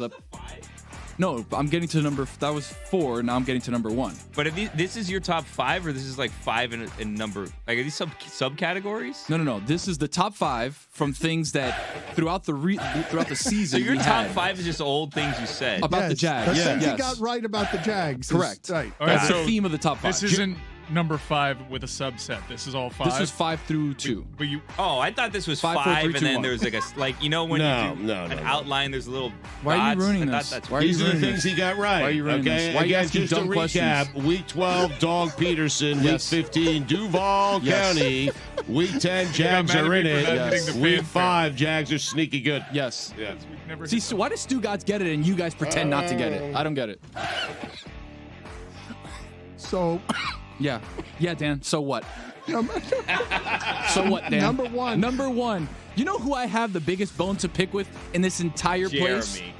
Besides Jeremy, look me in the eyes. Don't break eye contact, Jeremy. Number one person that I have an issue with, okay, that I wrote down. This is separate from your top 5. No, this is number one, Billy. It's number one from the top 5. Yes. Yes, that's right. My bone to pick. All season I've been, and it's a pattern. Week 5, week 10, week 12, week 15. All of these things have one thing in common. There's somebody that listens to our show. There's somebody that's been a participant of this show. Where is Tony Khan? Where is Tony Khan to give some sort of love to the only guy who's been talking about the Jaguars all season? Where's Tony Khan? Suspiciously absent. I know the guy's got a lot of jobs, okay, wears a lot of hats, great. The point is, he's a big fan of the show, big fan of Dan. Mike Ryan has dinner with him, guy's godfather to his kids or whatever. The point is, where has Tony Khan been? Suspiciously absent. That I've been carrying water for the goddamn Jacksonville Jaguars all season. Where is he? He wants some flowers from Tony Khan because or free tickets. There was no one. No, I'll pay national. for the tickets. Yep. No, Dan, you know what? I'm going to show up in Jacksonville for my Jags playoff game against the Chargers. We're going to win. But you know what, Tony Khan, I'd like a little bit of access, maybe. There's Field no level one stuff, I don't know, maybe nationally who free is. food. So number one is where's Tony Khan? That's right. Number one is where's Tony Khan? Where's Tony Khan? Guy's been suspiciously silent. Okay, Mike, you seem to be like wildly confused. Yeah, I don't know what's confusing Mike right now, but This is the part that I heard across the hall. I didn't know that this was the top 5. I just heard him going over there and goes, I have a little idea. To the people that make things happen, he goes, I think I'm going to call out Tony Khan. And then it only costs like a couple $100, and then maybe you guys can pay for me to go to the game so I can support my Jags. I'm going to pay the tickets because I'm the myself, guy that's Billy. been in on. I'm going to pay the tickets He has myself. been though. There is no one nationally, who has been as supportive as believing in the Jags than 10-Day Tony. That Where's is Tony the Khan? truth. Where is he, Dan? Do you have his phone number? I do. Where is he? Yes, we will ask him to give Text you him. free Bend the things. knee and give me his phone number. Capitulate, Dan.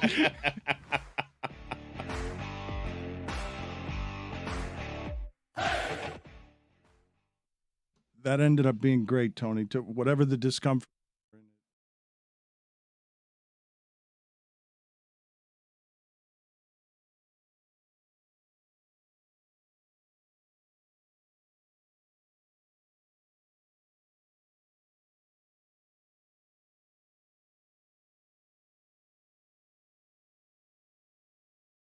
Mike, I was so delighted to hear, and I don't know how in all the Dom Kang chaos that you guys didn't tell us this story.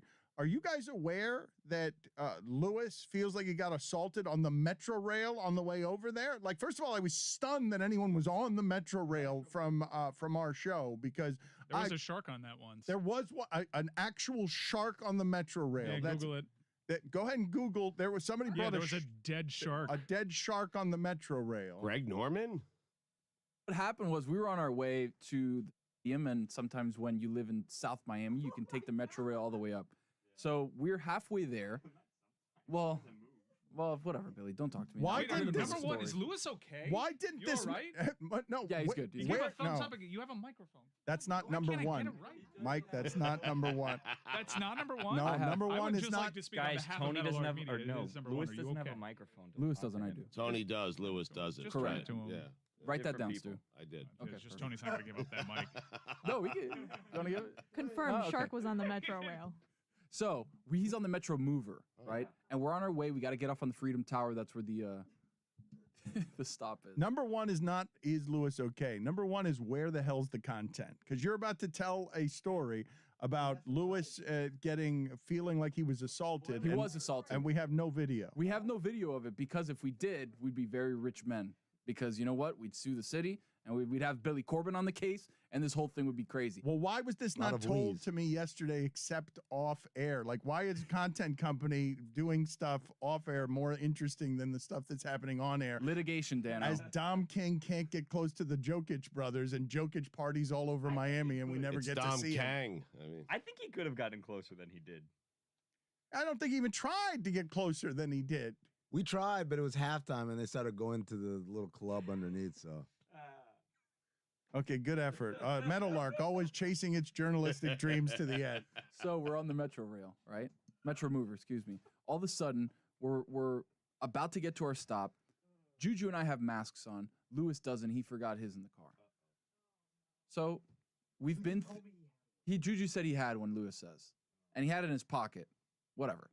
We get to the point where we're supposed to leave, and then all of a sudden a security guard rushes into the Metro Mover. And if you've never seen a Metro Mover, it's essentially like a bus on wheels, like 40 feet in the People sky. in other cities know what a train looks like, Tony. It's not a train, it's just a a Metro Miami Mover. It's a different story. Right. It's not a train. I don't know that you totally know what this. Well, I mean, ours feels like a cheapened 1980s Orlando Disney World type Monorail. of thing, more than a train. It Yes. feels like we were trying to do something that Orlando did at Disney 40 years ago. Yes, and it didn't work, and it's whatever. And it's large. It's not. I won't say it's empty because plenty of people use it, but it was supposed to be some flourishing thing that transported people around a city that is hard to be transported around. But it goes like 20 blocks. It goes so how halfway much across could the city and then possibly have back. gone? The Yeah. footprint is like 3 Correct. square blocks. Again, People drive everywhere. a failed government effort to build something for millions of dollars that a Shark and Tony and Luis have used because there's the danger that you'll be assaulted. So the security guard rushes in, starts grabbing Lewis and ripping him out of the door.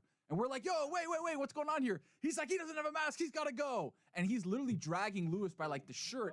Lewis is like holding on to the door. Juju and I run in. And again, this is the stop. So the doors are closing. We're about to leave to the next stop. All of a sudden, we're holding the doors open. And they're like, you got to get on the train or get off. And we're like, we can't, the doors. Because they're literally closing in front of us. So we're like trying to hold them open. And like, he's got to go. You got to leave. All while Amin is dressed as Dom Well, Kang. no, Amin's not there yet. I'm waiting for them at the arena. Like, where are you guys? By yourself. Wandering around waving Dom tiny Kang. American flags. As I'm only running in- Dom Kang. Running into coaches and players are like, hey, so what are you doing today? I would have loved video of Resident that. internet commenter Amin would have definitely diffused the situation. Wait a minute. So you're wandering around meeting all these. Hey, what happened to you? What did Billy just do? He's got the Metro Mover. He looked up the Metro Mover map, so he can now confirm how small it is. When they said a small footprint, I was like, how small are we talking? Again, 11 blocks. So we finally diffuse the situation. We're like, he's got a mask. Come on, like let him come in.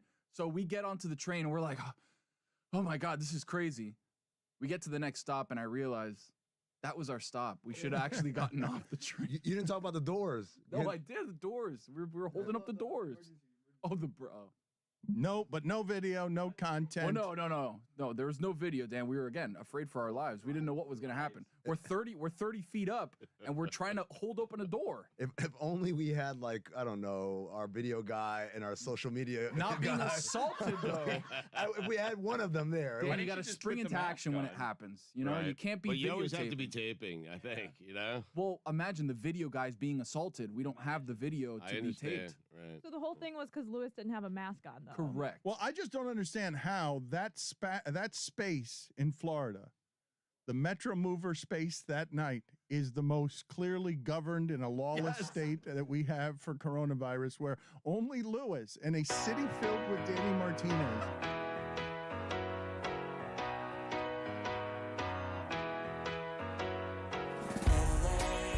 I'll spend all night out in Venice, then make castles in the sand. Santa Monica's calling, but I'm here to cover the Rams. I'll stay in and avoid chateaus. If I booze, then I'm on ski. It is time for Stugotz to share his game notes.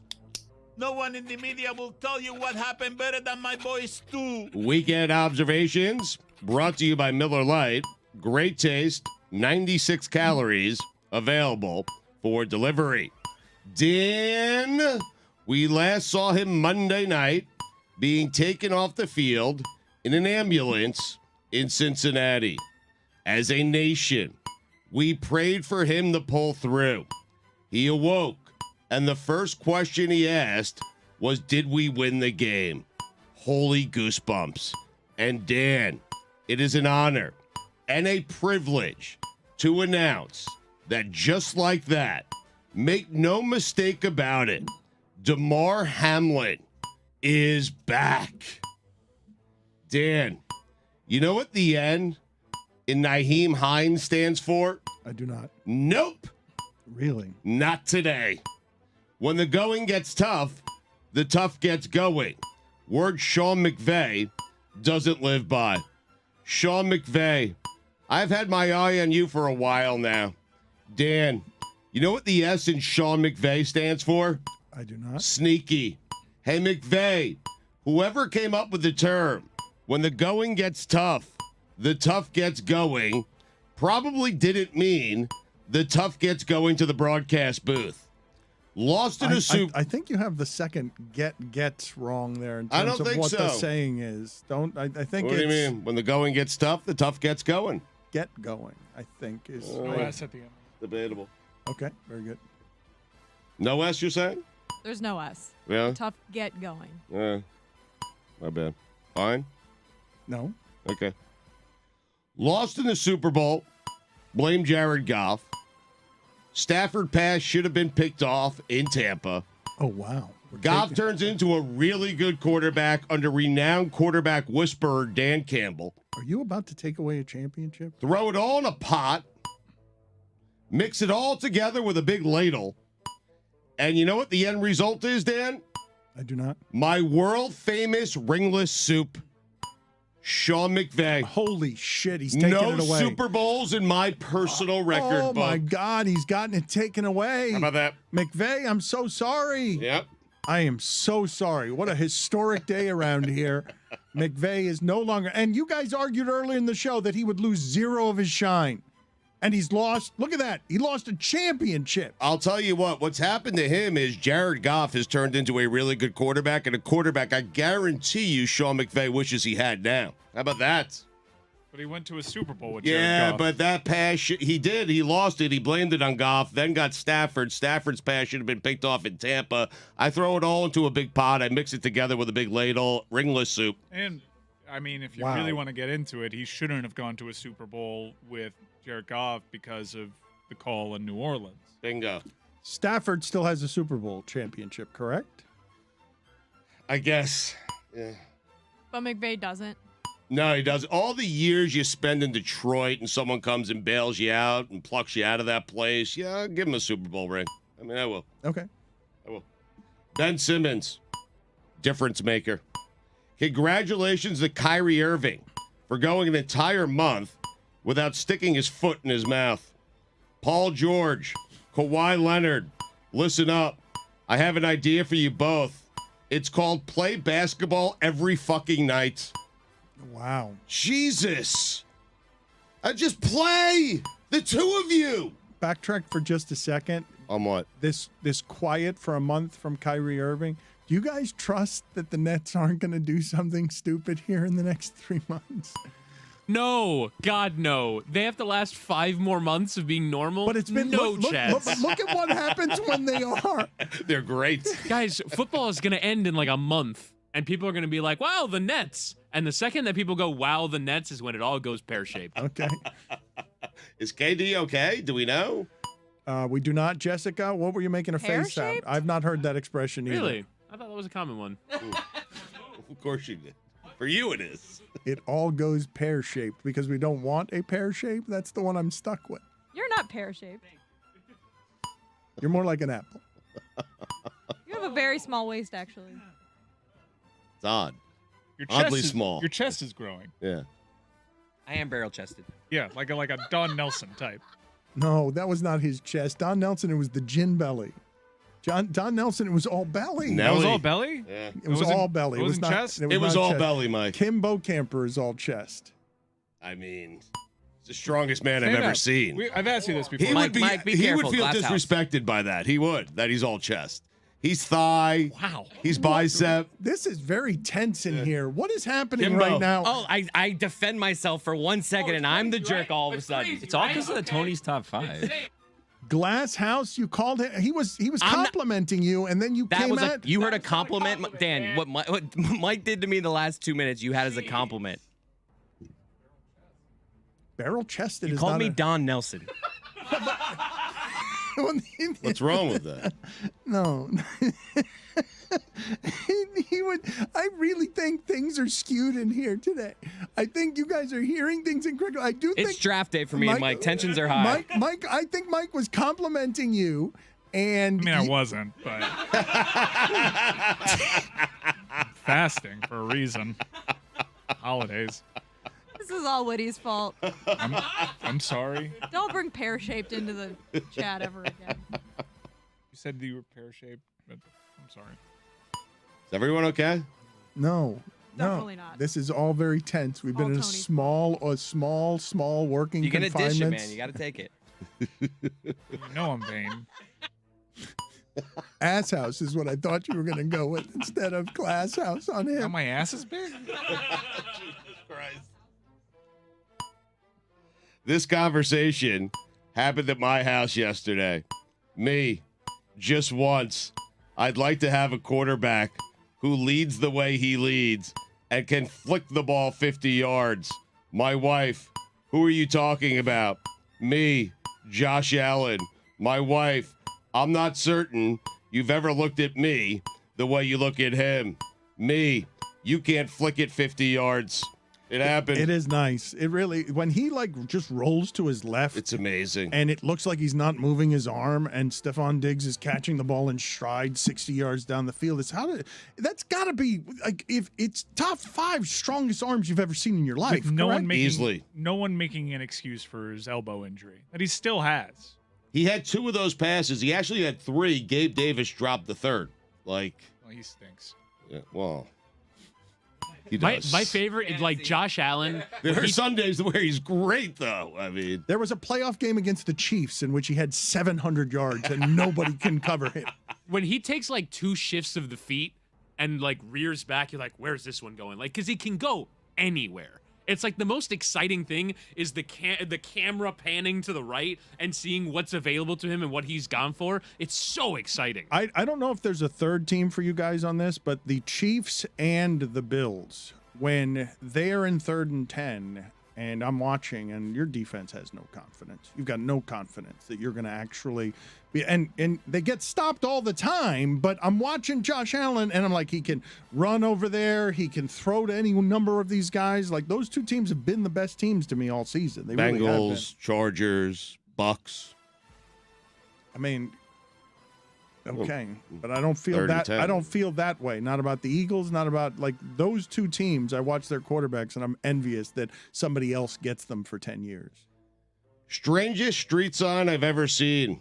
Marco Island, Florida. Careful. Next mile, Panther Crossing. I was waiting for Radko Gudas to come skating across the highway. The Butcher. Georgia TCU. I mean, seriously, there are Panthers? Yes, all over. Yes, that's you don't go to the West Coast very often. It's just so Florida, though. That is the most Florida sign. Just for a mile, though. I saw the most Florida sign driving down 95 of last month. What was it? Baby alligators next exit. Yes, that's right. Mm-hmm.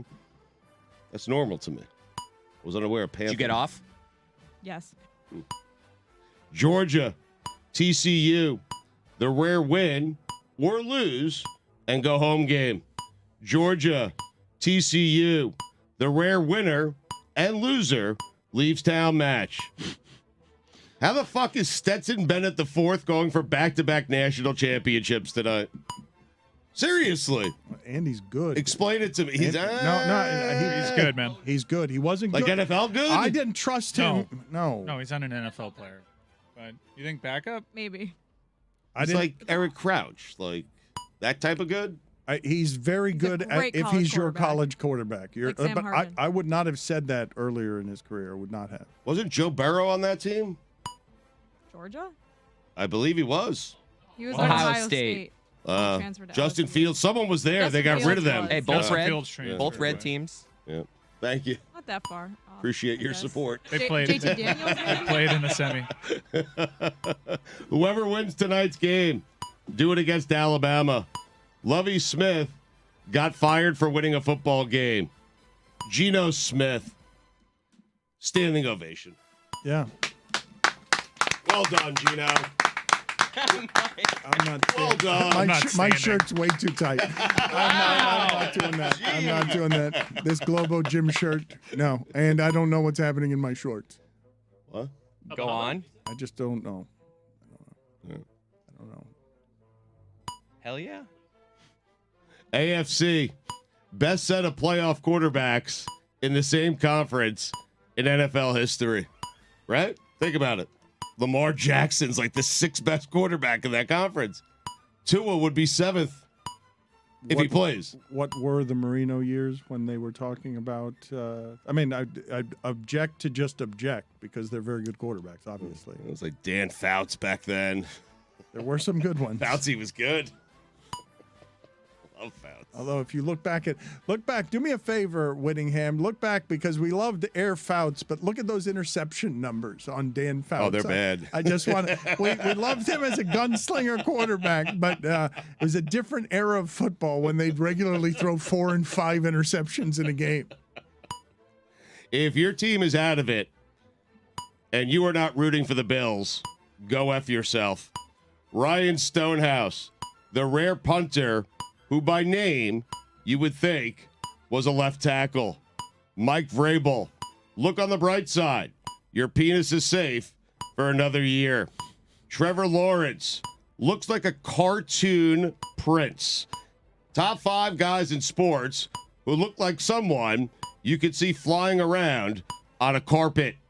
Number 5, Kelly Olynyk. Number 4. So this isn't a prince, though. This is a magic cartoon prince. This is okay. It's a cartoon prince, but also a Just magic. Stay away from the carpet thing. Number 4. Joakim Noah. Number 3. Clay Matthews. So it's just guys with ponytails, Maybe. hair buns. Number 2. Troy Polamalu. How'd you know? It's just hair. Yeah. It could have gone a lot worse. Yes, it really could have. Number 1. Trevor Lawrence. A lot of surface area on the Lawrence face. An unusual amount of weird face. surface area. Just a lot of surface area. Here come the Grizz. LeBron.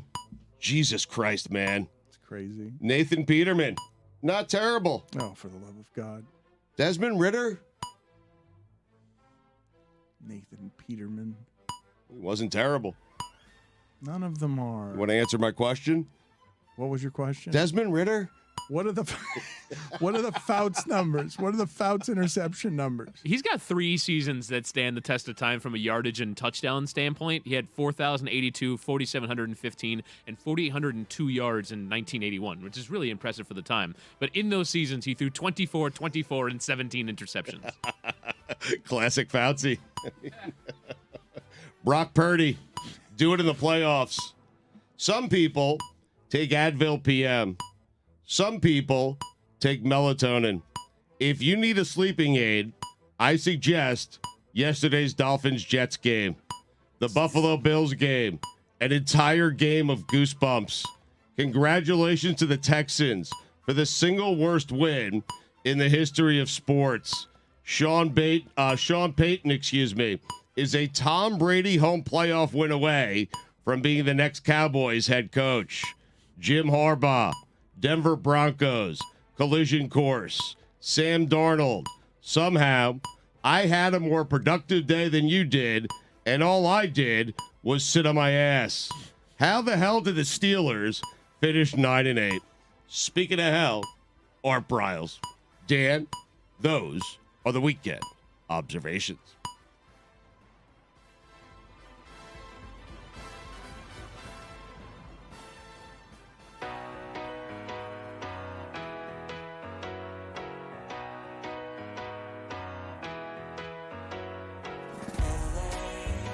Spend all night out in Venice and make castles in the sand.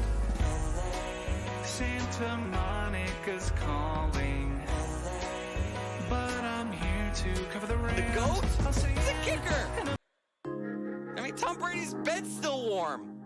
Tom Brady just left. You're the greatest of all time.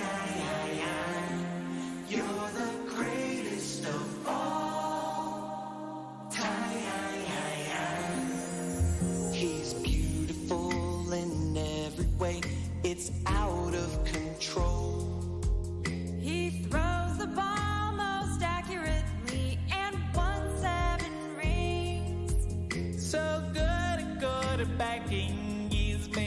my decade themes. A 6-round draft pick with a chip on his shoulder and a dimple on his chin. You're the